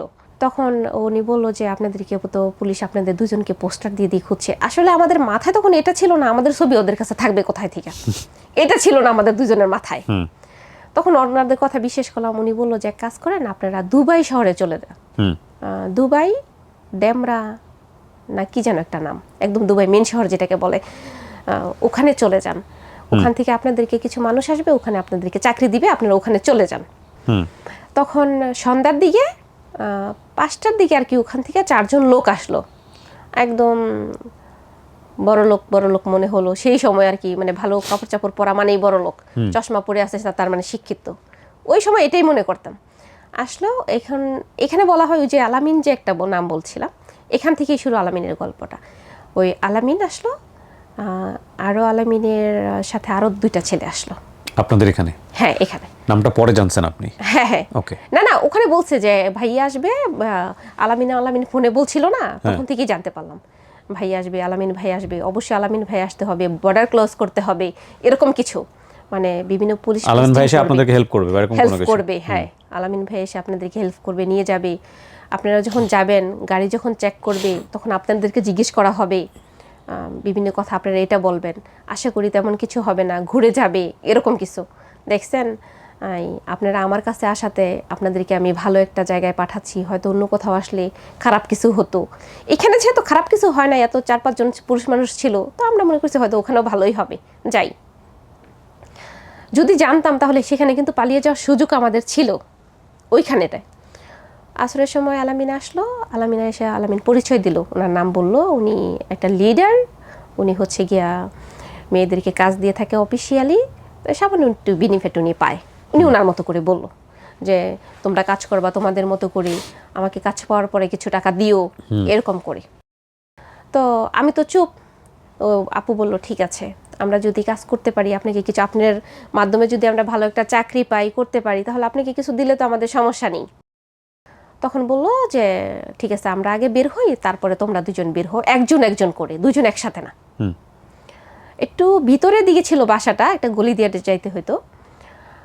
তারপর হচ্ছে গিয়া ওরা চলে গিয়ে গাড়িতে বসলো, তারপর আমি গেলাম আগে, তারপর আপু গিয়ে বসলো। আপু বসলো সামনের সিটে, ড্রাইভারের পাশের সিটটা থাকে না ওখানে, আর আমাকে দিল ভিতরের সিটে। আলামিন বসলো হচ্ছে গিয়া এক পাশে, তারপরে হচ্ছে আরেকটা ছেলে বসলো, তারপরে আমি বসলাম, আর আরেকটা ছেলে বসলো একদম পেছনে। ওকে। হ্যাঁ একদম পেছনে বসলো। তো আমি যাচ্ছিলাম প্রথম ওদের সাথে গল্প করতে করতে, ওই আপুটা 6 মাসে মোটামুটি অনেক আরবি পারে, একদম কমপ্লিট আরবি পারে। আপুর খুব প্রশংসা করতেছিল, আপু আরবি পারে, আমরা কিভাবে এখানে আসলাম, কেন আসলাম, গল্প করতেছিল সবাই আর কি, যাই যেমন পারতেছে প্রশ্ন করতেছে। আমরা মনে করছি প্রথম ভালো গল্প করতেছিলাম। প্রায় 1 ঘন্টা হয়ে গেছে, আমরা আর গন্তব্যে পৌঁছাচ্ছিলাম না। তখন না আমি দেখি যে 2 পাশে শুধু মরুভূমি, আর তখন মাগরিবের আজান মেবি দিচ্ছে আর কি, সূর্য লাল হয়ে গেছে, টাইম তো দেখতে পাচ্ছি না। তারপর হচ্ছে 2 পাশে দেখি শুধু মরুভূমি আর মরুভূমি, কোনো বাড়ি নেই, কোনো কিছুই নেই, শুধু রাস্তা, আর হচ্ছে গিয়ে আপনার মরুভূমি, বালু, একটা গাছও নেই। তখন আমার মনে হচ্ছে কি আমাদেরকে মনে হয় দুবাই থেকে সৌদি আরবে পাচার করে দিচ্ছে। আমি তো প্রচণ্ড কান্না করছি। কান্না করতে করতে এক পর্যায়ে আমি বললাম আমি তো চলে যাবো এখান থেকে, গাড়ি থেকে নেমে যাবো, গাড়ি থেকে লাফ দিব। ও আর আমাকে দিয়ে হাসতেছে, বলছে এটা কোনো কথা, চলন্ত গাড়ি থেকে মানুষ আবার নামে কীভাবে, চুপ করে বসো, তোমাদেরকে ভালো জায়গায় নিয়ে যাচ্ছি। আর আমার পাশে যে ছেলেটা বসলো, ও আমাকে জিজ্ঞেস করলো, মানে 2জনকে জিজ্ঞেস করলো আমাদের বাড়ি কোথায়। উনি বললো যে হরিদপুর। আমাকে জিজ্ঞেস করলো, আমি বললাম গাজীপুর। আর গ্রামের নাম জানতে চাইলো না, থানার নামও জানতে চাইলো না। এরা সব বাংলাদেশি? হ্যাঁ সবাই বাংলাদেশি। একজন কুমিল্লার, আর যিনি আমার পাশে বসছে উনি কিন্তু আমার প্রতিবেশী, আমি তো আর জানি না। আর আরেকজন হচ্ছে গিয়া ওই যে কি যেন নাম, আলামিন, নারায়ণগঞ্জ। ওনারাও বলছে ওনাদের বাড়ি কোথায়। আরেকজনের বাড়ি আরেকজনকে আমি ভালোভাবে দেখিও নাই, উনি একদম মুজি পিছনে বসতে, কথাও বলে নাই। ওনারা আমাকে বললো আরে পাগল, কান্না করতেছো কেন, দেখো চমৎকার একটা জায়গায় নিয়ে যাব তোমাদেরকে, ওখানে খুব ভালো কাজ দেওয়া হবে তোমাদেরকে, চিন্তা করিও না, কান্নাকাটি বন্ধ করো। তখন আমার পাশে যে ছেলেটা বসলো, উনি কি করলো, আমার বাম সাইড ওনার ডান সাইড তো একসাথে, তো উনি আমার বাম হাতটা ওনার হাতে নিয়ে বললো কান্না করে আর কি করবা, যা হওয়ার তা তো হয়েই গেছে। উনি এটা বললো, আর কেঁদে কি করবা। তারপর হচ্ছে ওখানে নিয়ে গেল, ওখানে টাইম তখন 8:30। ওখানে গিয়ে আমরা রুমে ঢুকে দেখি যে ওখানে ঘড়িতে দেখাচ্ছে 8:29। আমি দেখতে পেলাম। ওখানে বলতে কোনখানে? দুবাই শহরে। আচ্ছা। হ্যাঁ, নিয়ে গেল হচ্ছে অন্ধকারের ভিতরে গিয়েছি তো, তত বেশি লাইট ছিল না একদম। এখন বুঝি আসলে বিল্ডিংটা হয়তো বা 20 তলা ছিল, কত তলা ছিল জানি না, লিফটে উঠছি তো মনে হচ্ছে যে 2 মিনিটে উঠে গেছি, এরকম ছিল। হ্যাঁ, পরে দেখি আপনার একদম কেমন এরকম বিল্ডিং আমি বাংলাদেশে আসলে কখনো যাইনি, বলতে পারবো না। এরকম দুই সাইডে হচ্ছে গিয়া রুম গেলে মাঝখানে চিকন একটা গলি আসা যাওয়ার জন্য। আর প্রত্যেকটা রুমের দরজার মধ্যে ক্যামেরা লাগানো আছে, মানে বাহির থেকে কেউ নক করলে ওরা ভিতর থেকে দেখবে যে কে আছে, এরকম সিস্টেম ছিল। এগুলি তো আগে কখনো দেখি নাই, প্রথম দেখতেছি। তো দরজা খুললো, দরজা খোলার পরে আমরা ভিতরে গেলাম, গিয়ে দেখি যে একটা আপু রান্না করতেছে, আরও একটা বিউটিশিয়ান আছে, আর একটা আপুরে মেকআপ করতেছে আর কি, করতেছে। আমাদেরকে নিয়েই বললো, একদম এমনভাবে ওরা কথা বললো যেন আমাদেরকে ডাস্টবিন থেকে উঠে আনছে একদম স্বর্গে, এমন জায়গায়। একদম সাথে সাথে বলতেছে বসা যাবে না, এই ওয়াশরুমে যাও, গোসল করো। এর মধ্যে মনে করেন যে আমাদের একটা একদম সব সাবান, শ্যাম্পু, লোশন, টাওয়াল, একদম সব কিছু রেডি, কাপড় চাপড় সব কিছু রেডি। এখন গোসল করে যখন বের হলাম, দিল হচ্ছে গিয়ে একটা 3/4 জিন্সের প্যান্ট, একটা গেঞ্জি। মানে এটা কীভাবে পরবো? ওই জামাটা আমাদেরকে গোসল করে যখন ওয়াশরুমে রাখলাম, জিজ্ঞেস করলাম যে আপু জামাটা কী করবো?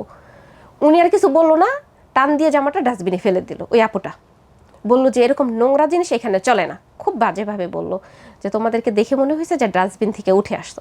আসলে আমাদের অবস্থা ওরকমই ছিল, উনি যা বলছে সত্যি। তারপর হচ্ছে গিয়া ওই আপুটা গেল গোসল করতে। এখন ওই আপুটাকে একটু ভালো ড্রেসে দিছে পড়তে, আমাকে খুব বাজে একটা ড্রেস দিছে পড়তে।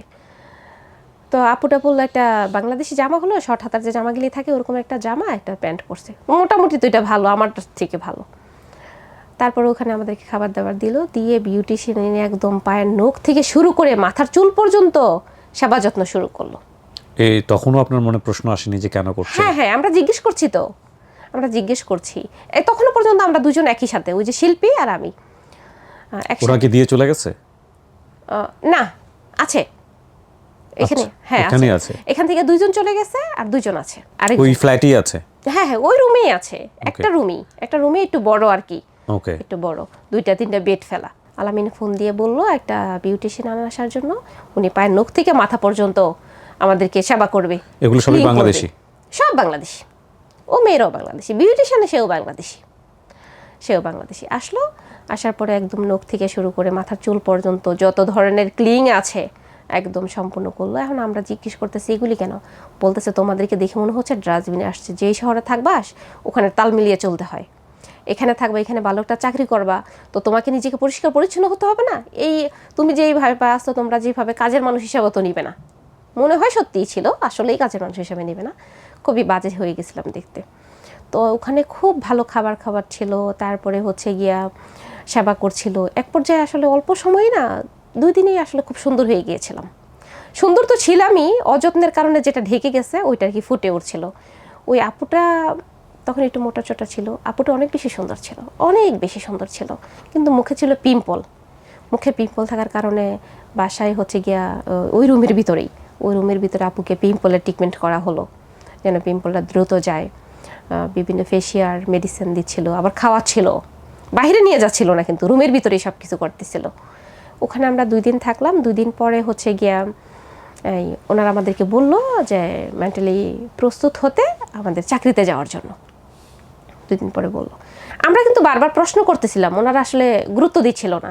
আর আমরা যে বের হবো, কাউকে জিজ্ঞেস করবো, ওরকম সিস্টেম ছিল না। দরজাতে একটা কার্ড ছিল, এই কার্ড দিয়ে দরজা খুলতে হতো, আবার দরজা যদি লাগিয়ে ফেলতো আবার বাহির থেকে এই কার্ড দিয়েই খুলতো। কোনোভাবে ভিতর থেকে দরজাটা খোলার সিস্টেম ছিল না, ওই কার্ডটা ছাড়া, ভিতর বা বাহির কার্ডটা ছাড়া দরজা খোলার সিস্টেম ছিল না। আবার ক্যামেরা ছিল, কেউ আসলে বলতো যে দেখো আগে কে চিনো কিনা। আমরা না চিনলে বলতাম যে আপু আমরা চিনি না, বা ভাই আমরা চিনি না। ওই আলামিন কিন্তু নেই, রাতে কিন্তু পরে চলে গেছে।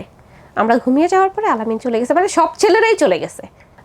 আপু তো আমার থেকে বেশি বুঝে, উনি একটু পড়াশোনা করছে, ওনারও 2টা বাচ্চা আছে। উনি আমাকে বললো যে ব্যাপারটা তো ভালো মনে হচ্ছে না, এখান থেকে আমাদের পালাতে হবে।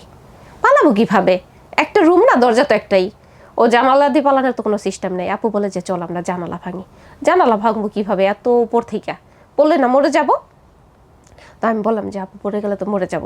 ও বলতেছে তুই মরার চিন্তা কর, আমি বের হয়ে যাই।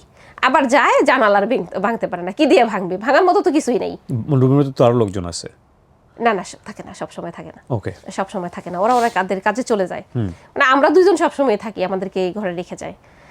3 দিন যখন হয়ে গেল, আমরা একটু সুন্দর হলাম দেখতে, আমাদেরকে ভালো পোশাক এনে দিল, ভালো খাবার খাওয়াচ্ছে, একদম নিজের হাতে। উজি আলামিন জুস বানিয়ে খাওয়াচ্ছে, নিজের হাতে ফল কেটে জুস বানিয়ে তারপরে খাওয়াচ্ছে। তারপর পরের দিন আলামিন আমাদেরকে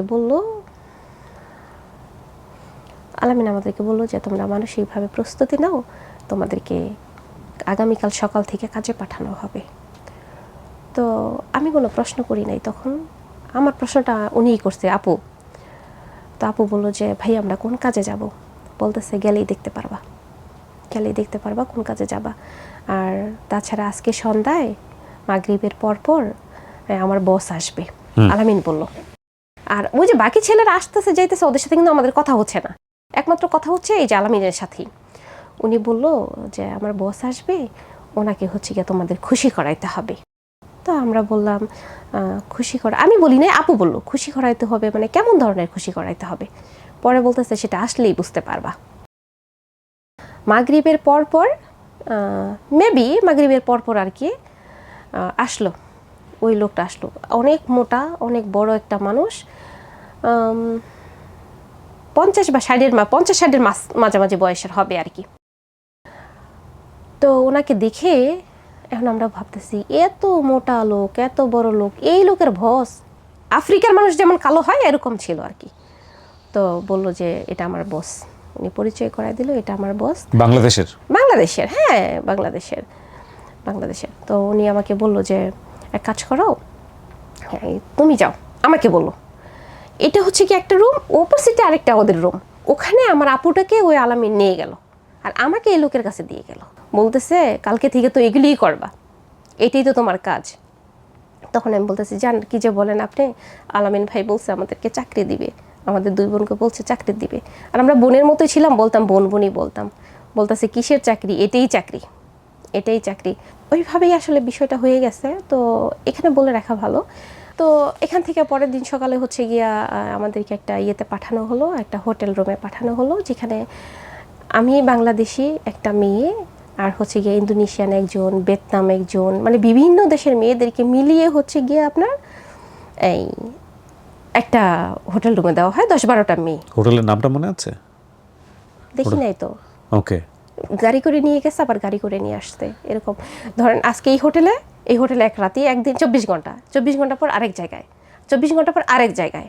ওদের যে লোক, ওই যে আরো 4টা ছেলে ছিল, 3টা ছেলে ছিল আলামিন ছাড়া, তারা এই কাজগুলি করতো। এরাই ঠিক করতো কারা আসবে কারা যাবে, সবকিছু এরাই ঠিক করতো? হ্যাঁ, ওরা সবসময় যে হোটেলের মধ্যে একটা মেয়ে রাখতো, ওখানে নিচে কেউ না কেউ থাকতোই গার্ড হিসেবে থাকতো। তার মানে হোটেল কর্তৃপক্ষ জানে যে এই কাজগুলো হচ্ছে এখানে? ডেফিনেটলি জানে। জানি না। আপনি জানেন না? না, আমি জানি না। তো হোটেলে পাঠানোর পরে আপনার পাসপোর্টটা কি আপনার সাথে ছিল সেই সময়টাতে? না, ওই তো ওখানে তো রেখে আসছি পাসপোর্ট, ওই যে ওইখান থেকে পালিয়ে আসলাম বাসা থেকে, আমাদের দুজনেরই পাসপোর্ট, কোনো কাপড় চাপড় কিছুই ছিল না আমাদের সাথে। ওকে।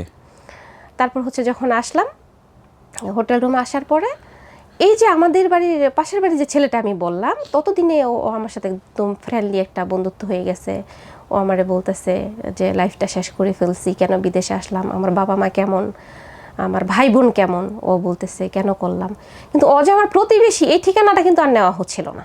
মানে ওরা একটা মেডিসিন খাওয়াতো প্রতিদিন রাত্রে। আসলে এটা ভালো লাগতো না, খারাপও লাগতো না, কষ্টও হতো না, আনন্দও হতো না, মানে একটা ঘোরের মধ্যে ছিলাম।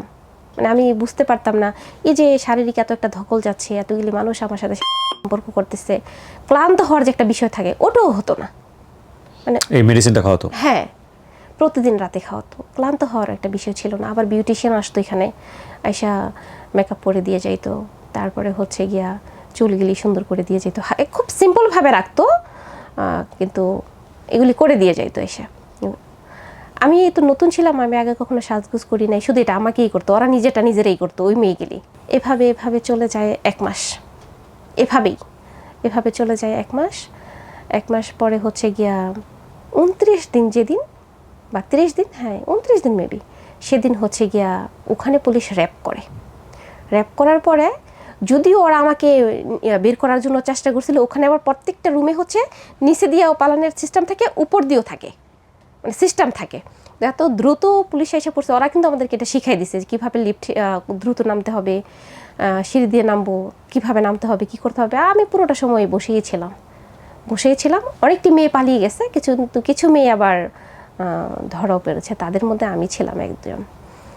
তারপর ওখান থেকে থানায় নিয়ে যাওয়ার পর অনেকগুলি প্রসেসিং করে, মামলা করে, থানায় নেওয়ার পরে আমার নামে মামলা করার পরে ওরা বেবি আছে কিনা, ওরা তো জানে যে এটা অবৈধ জায়গা, বেবি আছে কিনা সেটা টেস্ট করে, দেখে যে না শারীরিক ফিট আছে কিনা দেশে যাওয়ার জন্য ওইটা টেস্ট করে। এগুলি করতে করতে তখন কিন্তু রোজা এর মধ্যে আমি দুবাইতে গিয়েছি 5 মাস চলতেছে। আর থানার ভিতরে বিভিন্ন টেস্ট করার পরে আমাকে মেবি 23 রোজায় বা 22 রোজায় ধরি আমাকে টিকিট করে বাংলাদেশে পাঠানো হয়। এখানে আবার টিকিটের টাকাটা দিয়ে যায় আলামিন এবং কিছু কসমেটিক। আপনার জেল জরিমানা কিছু হয় না দুবাই? কেন হয় না? আপনি তো অবৈধভাবে ওখানে না ওখানে এরকম হয় না। যদি কারো, হ্যাঁ এটা বলি মানুষ জানার স্বার্থে, সেটা হচ্ছে যদি কেউ কনসেপ্ট করে ফেলে তাহলে 5 বছর বাধ্যতামূলক ওখানে ওদেরকে থাকতে হবে। এই লাইনে গিয়ে কনসেপ্ট করলো 5 বছর থাকতে হবে? হ্যাঁ থাকতে হবে। এই বেবিটা ওই দেশের সরকারের হয়ে যাবে। ওই বেবিটাকে রেখে 5 বছর পরে মাকে ফেরত আসতে হবে, এটা যে দেশি মাই হোক না কেন। অ্যাবর্শন করে না? না, এই বেবি যদি বৈধও থাকে, বাবার যদি পরিচয় থাকে, তারপরও এই বেবিকে রেখে আসতে হবে। ও বেবি ওদেরকে দিয়ে চলে আসতে হবে? হ্যাঁ দিয়ে চলে আসতে হবে। এগুলি ওখানে থেকে আর কি বুঝতে পারলাম। 16-17 দিনে আমি ছিলাম ওখানে। পুলিশ আপনাকে কি বলেছে যে তুমি কোথা থেকে আসলা, কিভাবে কি করলা? কিছু জিজ্ঞেস করে নাই?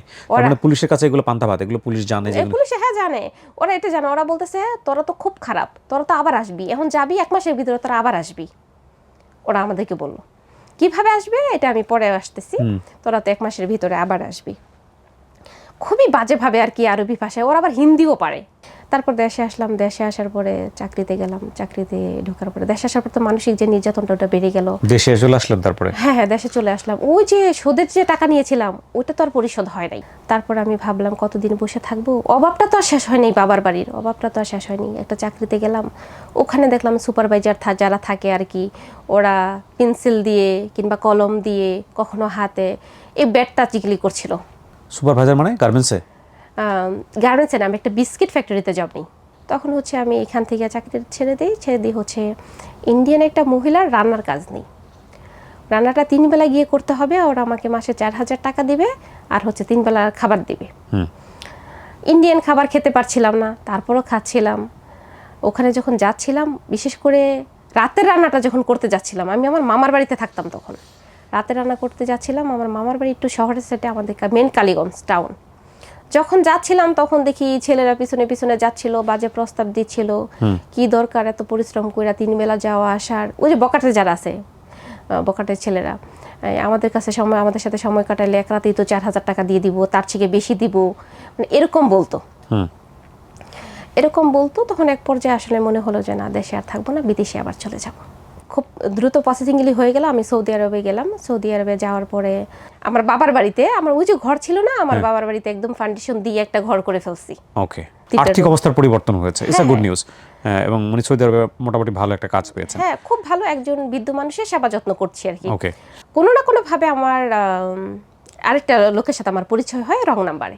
আচ্ছা, রং নাম্বারে পরিচয় হওয়ার পরে হচ্ছে গিয়া এই ভদ্রলোকের সাথে যখন পরিচয় হয়, তখন ওনার সাথে আমি কথা বলতে বলতে আসলে এই যে কাহিনীটা আসলে বলা হয় যে আমার 2টা বাচ্চা আছে, আমার বিয়ে হয়েছে। তো উনি আসলে স্নেম প্রীতি দেখাতো মাঝে মাঝে। উনি খুব বেশি কথা বলতেন না, একদম কম কথা বলতেন। ডাকনামটা আমি বলছি, আমি ওনার রিয়েল নামটাকে হাইড করছি। ওনার ডাকনাম হচ্ছে আকাশ। তো আমি ওনাকে বললাম যে আপনি কি আমাকে বিয়ে করবেন? আমি প্রস্তাবটা দিয়েছি। তখন কি আপনার ওনার সঙ্গে বয়ফ্রেন্ড গার্লফ্রেন্ড সম্পর্ক? না কিছু না, ডিরেক্টলি বলছেন? হ্যাঁ ডিরেক্টলি। ওই যে মাঝে মাঝে ওনার সম্পর্কে আপনি জানতেন যে উনি কোথায় থাকে, কি করে? কিছুই জানেন না? কোথায় থাকে এটা জানি, উনি সৌদি আরবে থাকে। বাট ওনার ম্যারিটাল স্ট্যাটাস কি অবস্থা, বিয়ে শাদী করছে কিনা, এগুলো কিছু জানতেন না?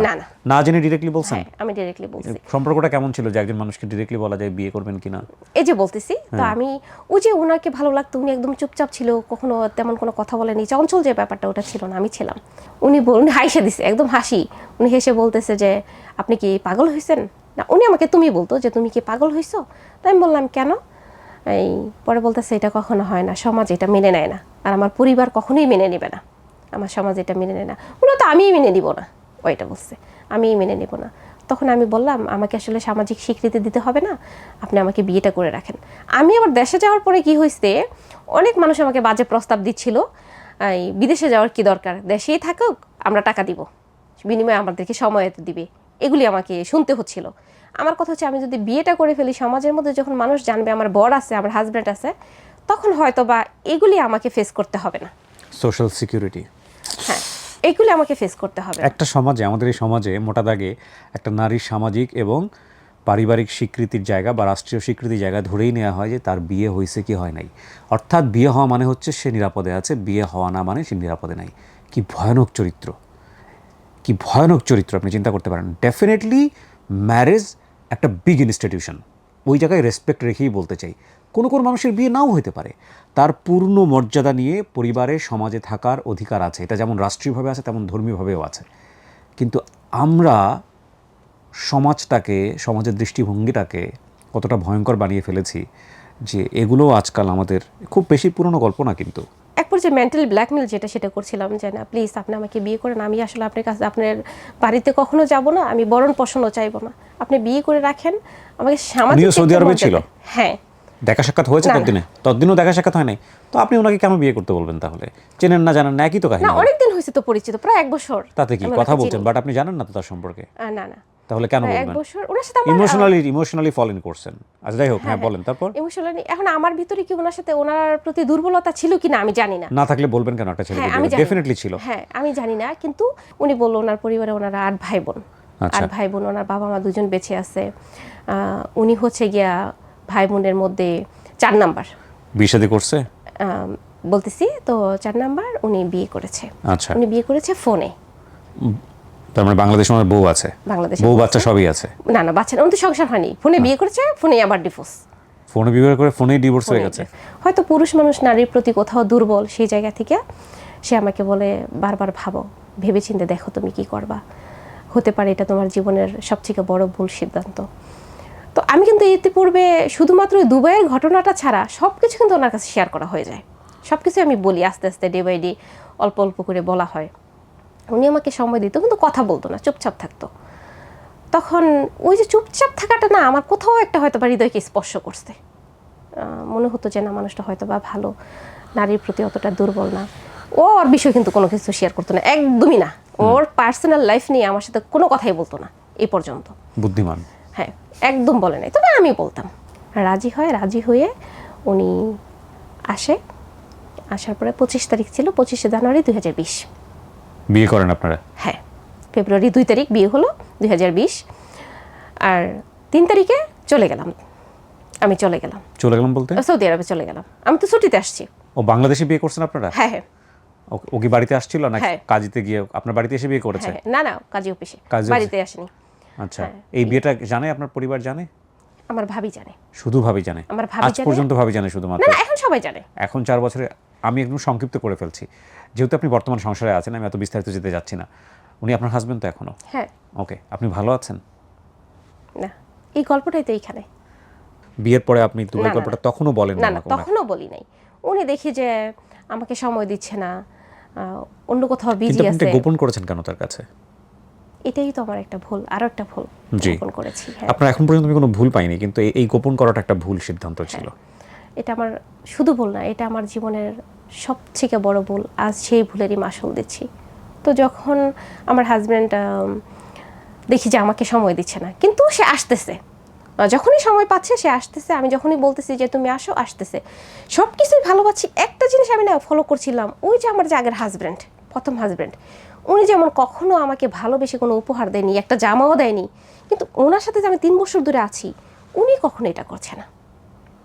উনিও কখনো দেখিনি যে আমার জন্য একটা চকলেট নিয়ে আসতে। জিজ্ঞেস করবে যে তোমার কিছু লাগবে, তোমার জন্য কি নিয়ে আসবো। কিন্তু আমি বুঝতে পারছিলাম যে ওর হয়তো আমাকে আর ভালো লাগে না, ওর হয়তো আমাকে আর ভালো লাগে না। তারপরে হচ্ছে গিয়া এক পর্যায়ে আমি ওনাকে জিজ্ঞেস করি যে কি সমস্যা।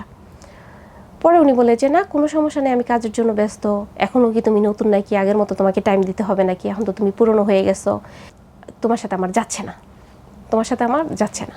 কেন যাচ্ছে না, কি সমস্যা বলতেছে। উনি আমার যে শারীরিক গঠনগুলি নিয়ে বাজেভাবে কথা বলছিল, এটা বারবার, একবার না বারবার বুঝাচ্ছিল, ফোনেও বলতেছিল, এটা আইসেও বলতেছিল, যেটা আমার কাছে আসলে খুবই দুঃখজনক একটা বিষয় ছিল। ফোনেও বলতেছে, আইসেও বলতেছে।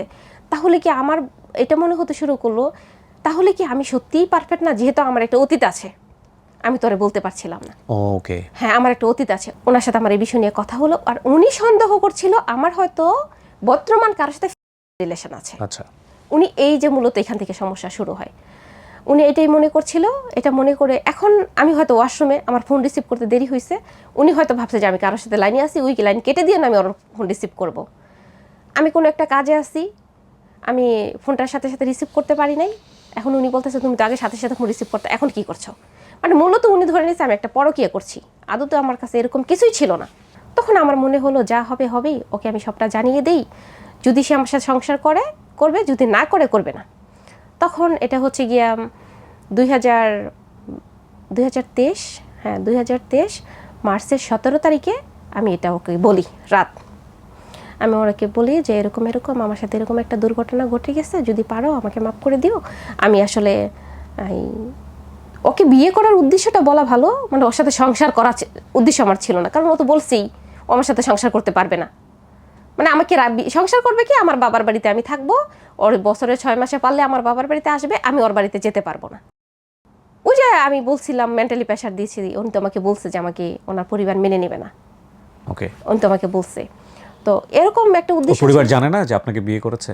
হ্যাঁ জানে, কিন্তু তারপরে পরিবার জায়গা দিবে না। এই পরে এটা বলা ভালো, ওই যে ও আসে যখন আমার কাছে আসে, কাছে আসার পরে হয়তো বা আমাকে ওর ভালো লেগে গেছে, আস্তে আস্তে সেই বিষয়টা সবাইকে জানাইতে শুরু করে। ফাইন, কিন্তু এরপরে পরিবার মেনে নেয়নি আপনাকে? নিয়েছে, পরিবার মেনেও নিয়েছে, মেনে নিয়েছে। কিন্তু এখন সমস্যাটা শুধুমাত্র আপনার আর ওর মধ্যে হয়ে গেছে। তখন আপনি দুবাইয়ের ঘটনা তাকে বলেছেন, হ্যাঁ। তারপরেও কি করেছে? সামহাও আপনাকে সন্দেহ করছে, সেটার পিছনে সে অন্য কোনো রিজন খুঁজে পেয়েছে, কিন্তু আপনি যখন এটা বলেন, কিন্তু এটাও তো কোনো কারণ না বর্তমান, কারণ 3 বছর তো সে ভালো ছিল। হ্যাঁ, তাহলে তো আলটিমেটলি ওটা এই কারণটা বলারও কোনো প্রয়োজন ছিল না। আপনি কেন বলতে গেলেন? ওই যে ও আমাকে বারবার বলছিল যে আমি কার সাথে কি করছি বর্তমান। মানে আমি কোনো লজিক খুঁজে পাচ্ছি না। সেটা যদি রিজন হয়ে থাকে, সেটা তো বিয়ের পরেই হওয়ার কথা। না বিয়ের পরে বলেনি তো। এক্স্যাক্টলি, সে বিয়ের পরে বলে না, সেটা তো দুবাই রিজন হওয়ার কথা না। না আমি আপনাকে এটা বুঝাচ্ছি, আমার মনে হচ্ছিল যে সে হয়তো প্রথম বলতে পারছিল না।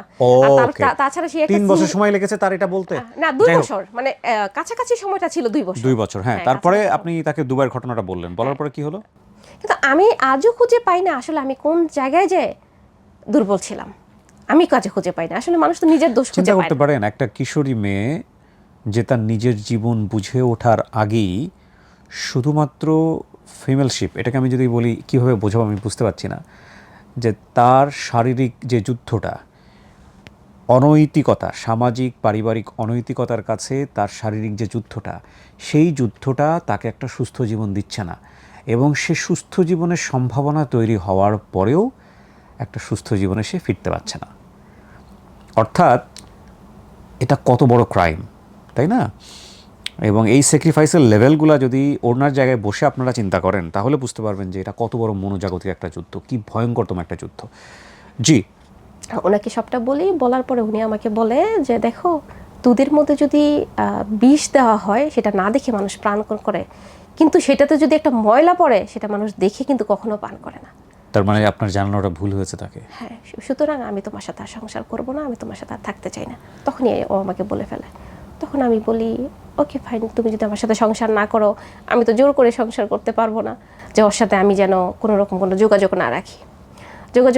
একদম পুরোপুরি সে আমাকে সব জায়গা থেকে ব্লক করে দেয়, কিন্তু হোয়াটসঅ্যাপটা খোলা রাখে। হোয়াটসঅ্যাপ আবার সৌদি আরব থেকে সৌদি আরব কথা বলা যায় না। তা আমি হচ্ছে গিয়ে মেসেজ করি, 100-200 মেসেজ করে জমা করে রাখি, সেগুলি দেখে কিন্তু কোনো রিপ্লাই দেয় না। রিপ্লাই না দেওয়ার কারণে এক পর্যায়ে আমিও আসলে মেসেজ করা ছেড়ে দিই। উনি আমাকে একদিন ফোন দেয়, আমি একটা ছবি পাঠাই হোয়াটসঅ্যাপে, তখন আমাকে উনি ফোন দিয়ে বলে মাশাআল্লাহ তুমি অনেক সুন্দর হয়ে গেছো, উনি এটা বলে। তখন আমি ভিডিও কল দিই, ভিডিও কল দেওয়ার পরে উনি বলে যে, আমি বলি তুমি অনেক সুন্দর হয়ে গেছো, পরে ও বলতেছে আমার থেকে বেশি তুমি সুন্দর হয়ে গেছো। তখন আমি কান্না করে দিয়ে বলি আচ্ছা কোনোভাবে কি আমরা সম্পর্কটাকে আবার কন্টিনিউ করতে পারি না? উনি আমাকে বলে যে আর কখনোই সম্ভব না। আমি আপনার গল্পের একটা জায়গায় যদি একটু শক্ত করে ধরে থাকি, এই যে অর্থনৈতিক এক ধরনের কষ্ট ছোটোবেলা থেকে, এই কষ্টটা নিয়ে ফাইট করে করে করে করে আপনি হয়তো অর্থনৈতিক জায়গাটা উন্নতি করে ফেলছেন, কিন্তু এই অর্থনীতির জন্যে আপনার যে পরিমাণ স্যাক্রিফাইস, এই স্যাক্রিফাইসের জায়গাটা এটা ভয়ঙ্করতম স্যাক্রিফাইস, এবং এটা কোনো দিনই আর হয়তো পূরণ হবে না। ওনার বাচ্চার একসময় বড় হয়ে যাবে, 2 ছেলে বাচ্চা বড় হয়ে যাবে, এবং বড় হয়ে তারা তাদের জগৎ তৈরি করে নেবে। হয়তো এই মায়ের দিকেই আঙুল তুলে বলবে তুমি আমাদের জন্য জীবনে কী করছো, একদম এভাবেই বলবে। কারণটা হচ্ছে তুমি আমাদেরকে একটা ভালো পরিবার দিতে পারো নাই, শাসন করতে পারো নাই, আদর করতে পারো, নারীর কাছে ফালায় রাখছো। কিন্তু ওরা কি জানবে যে আমি তো বলবো বাচ্চাদেরকে গল্প জানানোর দরকার নাই। এবং ওরা হয়তো জানবেও না যে ওর মার কত ভয়ঙ্করতম স্যাক্রিফাইস ছিল এই সামান্য মুখের ভাতটুকু জোগাড় করতে গিয়ে। হ্যাঁ, আজকের গল্পের অনেকগুলো শিক্ষণীয় দিক আছে। আমি গল্পটাকে খুব প্রেসাইসলি প্রচার করেছি। আমি শেষ বেলায় এসে দুটো কথা বলতে চাই। এই গল্পটাকে কোনোভাবেই কেউ কেটে নিয়ে তার চ্যানেলে অন্য কোনোভাবে ব্যবহার করার চেষ্টা করবেন না, এটা আইনত দণ্ডনীয় অপরাধ। আমরা খুব ভালো করে এগুলো অবজার্ভ করছি এবং খুব ভালো করে ব্যবস্থা নিচ্ছি, সুতরাং সতর্ক করব। এক, অনেকেই কেটে নিয়ে গিয়ে উল্টাপাল্টা থাম্বনেইল দিয়ে গল্পের আংশিক অংশ রেখে গল্পটাকে মিসলিড করেন এবং সেখানে আমার ছবি ব্যবহার করেন। আমি বারবার সতর্ক করছি, যারা এগুলো করছেন তারা বিপদে পড়বেন, একটা সময় সত্যিই পড়বেন। আর এই গল্পটাকে অনেকভাবে মিসলিড করার সুযোগ আছে অল্প অল্প অংশ কেটে নিয়ে, কিন্তু এটা একটা কমপ্লিট লাইফ স্টোরি। আপনি যদি সেই ছোট্ট যেই মেয়েটির গল্প আজকে একেবারে ছোটোবেলা থেকে শুরু হয়েছে, 9-10 বছর থেকে শুরু করে 31 বছর পর্যন্ত একটানা না আসেন, তাহলে এই গল্পের বিভিন্ন অংশ কেটে নিয়ে মিসলিড করার সুযোগ আছে। সো এই কমপ্লিট লাইফ স্টোরিতে আমি যেটা বলতে চাই, একটা মেয়ে শুধুমাত্র হেরে গেছে অর্থনৈতিক দুরবস্থার কাছে। তার মন হেরেছে, শরীর হেরেছে, সব কিছু হেরেছে, শেষ পর্যন্ত হয়তো হেরে যাবে তার 2 বাচ্চার কাছেও। আমরা চাই সেখানে যেন সে না হারে। এটা শুধুমাত্র গল্প না, এরকম আমাদের সমাজে অনেক আছেন, অনেক আছেন। তবে এই গল্পের একটা শিক্ষণীয় বিষয় যদি নিতে হয়, তাহলে আমি বলবো আপনার সন্তানকে বিয়ে দেওয়ার আগে বিয়েটা কেন প্রয়োজনীয় এবং স্বামী স্ত্রীর সম্পর্কটা কী সেটার প্রপার নলেজ না দিয়ে এরকম স্টেপ নিয়েন না। আমাদের সোসাইটিতে বা আমাদের রাষ্ট্রীয়ভাবে একটা বয়সের একটা সীমা ধরা আছে যে এত বছর আগে বিয়ে দেওয়া যাবে না, বাল্যবিবাহ দেওয়া যাবে না। আজকের যুগটা হয়তো অনেক বেশি অ্যাডভান্স, যে কারণে হয়তো অনেক মানুষ আগে থেকেই বুঝে যায়। কিন্তু আমাদের সোসাইটিতে এমন পশ্চাৎপদ মানুষ আছেন যাদের যেই সব সোসাইটিতে এগুলো নিয়ে কথাই হয় না, এগুলোকে ট্যাবু মনে করা হয়, এগুলোকে ভয়ঙ্কর রকমভাবে অন্যায় মনে করা হয় এগুলো। কিন্তু এই অন্যায় মনে করা, এই ট্যাবু মনে করা আমাদের জীবনটা কতটা দুঃসহ করে দিয়েছে এটা একটু চিন্তা করে দেখুন। সো ও হয়তো প্রথম স্বামীর ঘরেই অনেক ভালো থাকতে পারতো এই বিষয়টা নিয়ে যদি সে প্রপারলি জানতো, অথবা বিয়েটা হয়তো বা সে নাও করতে পারতো। সুতরাং প্রপারলি জানাটা প্রয়োজন। ফিজিক্যাল অ্যাবিউজ একটা মানুষকে কতটা ভয়ঙ্কর জীবনের দিকে নিতে পারে, সেই গল্পটা হচ্ছে আজকের গল্প। এখন পর্যন্ত পুরো জীবনের কাছেই হেরে গেছে, 31 বছরের পুরো জীবনের কাছেই হেরে গেছে আমাদের এই সমাজের কারণে, পারিবারিক ব্যবস্থার কারণে এবং এই কুসংস্কারের কারণে। কোনো ধর্ম এটা সাপোর্ট করে না, রাষ্ট্রীয় ব্যবস্থা এটা সাপোর্ট করে না। যদি ওর প্রপার নলেজ থাকতো, ওর পরিবারের প্রপার নলেজ থাকতো, তাহলে ওর জীবনটা আজকে অন্য জায়গায় দাঁড়িয়ে থাকতে পারতো। তবে আমরা নিরাশ হব না, ডেফিনেটলি আমরা চাইবো যে জীবনটা সুন্দর হোক। এবং যারা এই গল্পটা শুনলেন, আমি জানি অনেকেই এই গল্প থেকে অনেক কিছুই নেবেন না, অনেকেই এসে ওলটপালট মন্তব্য করবেন নিচে, এই ধরনের গল্প কেন প্রচার করতে হবে, কোনো প্রয়োজন নেই। তাদের জন্য আমার কোনো কিছু বলার নাই। আমার শুধু বলার সেই সব মানুষদের জন্যে যারা তাদের পরিবারের সন্তানকে অনেক বেশি ভালোবাসেন, যারা নিশ্চিতভাবেই চান যে তার সন্তানটা অন্যের ঘরে গিয়ে সুখে থাকুক, তাদের জন্য আমি বলবো যে আপনার সন্তান আপনার কলিজার টুকরা, তাকে কোনোভাবেই অপ্রাপ্তবয়স্ক অবস্থায় বিয়ে দিবেন না, এক। আর 2 নম্বর হচ্ছে যেটা, যে বিয়ের নলেজ না থাকলে তাকে দয়া করে এই পিচাসময় একটা জীবন এটা উপহার দেবেন না। অনেক অনেক ধন্যবাদ আপনার ব্যস্ত সময়ের কিছুটা সময় আমাদেরকে দেওয়ার জন্য। দর্শকদেরকে আমি শুধু এটাই বলবো, প্রত্যেকটা ভাই যেন তার বোনের প্রতি যত্নবান হয়, প্রত্যেকটা বাবা যেন তার মেয়ের প্রতি যত্নবান হয়। কারণ ভাই যদি বোনের প্রতি যত্নবান হয়, সেই বোনের জীবন কখনো নষ্ট হতে পারে না। আমার ভাই কখনো আমাকে জানতেই চাইলো না কি হয়েছে, কেন হলো, কেন আমি যাব না। সবসময় আমার ভাই শুধু আমাকে মারতো আর বলতো যাইতে হবে। গরিব কখনো দ্বিতীয় সংসার করে না, গরিবকে এক সংসারে অন্যায় অত্যাচার মেনে নিয়ে থাকতে হয়। আমার বাবা আজও কখনো জানতে চায়নি আমি কেমন আছি। আমার মা, আমার ভাই বোন কখনো জানতে চায়নি আমি কেমন আছি আজ পর্যন্ত। এটা হচ্ছে গিয়ে, এই যে আমি পুরোটা গল্পে স্ট্রংলি বলছি, আমি কোথাও কাঁদি নাই, কারণ আমি কাঁদতে কাঁদতে পাথর। এখন আমার কান্না আসতেছে কারণ আমার বাবা মায়ের প্রসঙ্গ আসতে। কোনো দিন ওরা জানতে চায়নি যে আমি কেমন আছি। আজও না, আজও আমি ঘুমাইতে পারি না। এই মানসিক যন্ত্রণা আমাকে কুড়ে কুড়ে খাচ্ছে। ধীরে ধীরে আমি একটা মানসিক ভারসাম্য রোগী হয়ে যাচ্ছি। তাই দর্শকদেরকে বলবো, ভাইয়েরা আপনারা আপনার বোনদের প্রতি যত্নবান হন। বাবাদেরকে বলবো আপনারা আপনাদের মেয়ের প্রতি যত্নবান হন। আর স্বামীদেরকে বলবো স্ত্রীকে ভালোবাসুন, সময় দিন, যত্ন নিন, তাহলে দেখবেন সব কিছু সুন্দর। আজ আমি এত ভালোবেসেও আমি হেরে গেছি শুধু আমার একটা ভুলের কারণে। ভুল বলবো না, অতীতের কারণে, হ্যাঁ, যে আমার অতীতের একটু প্রতি অতীতের ওনার কোনো কারণে। হাতে ছিল না। শেষ করছি প্রিয় দর্শক এবং শ্রোতা, আপনারা সবাই ভালো থাকুন, সবাইকে নিয়ে ভালো থাকুন। আসসালামু আলাইকুম।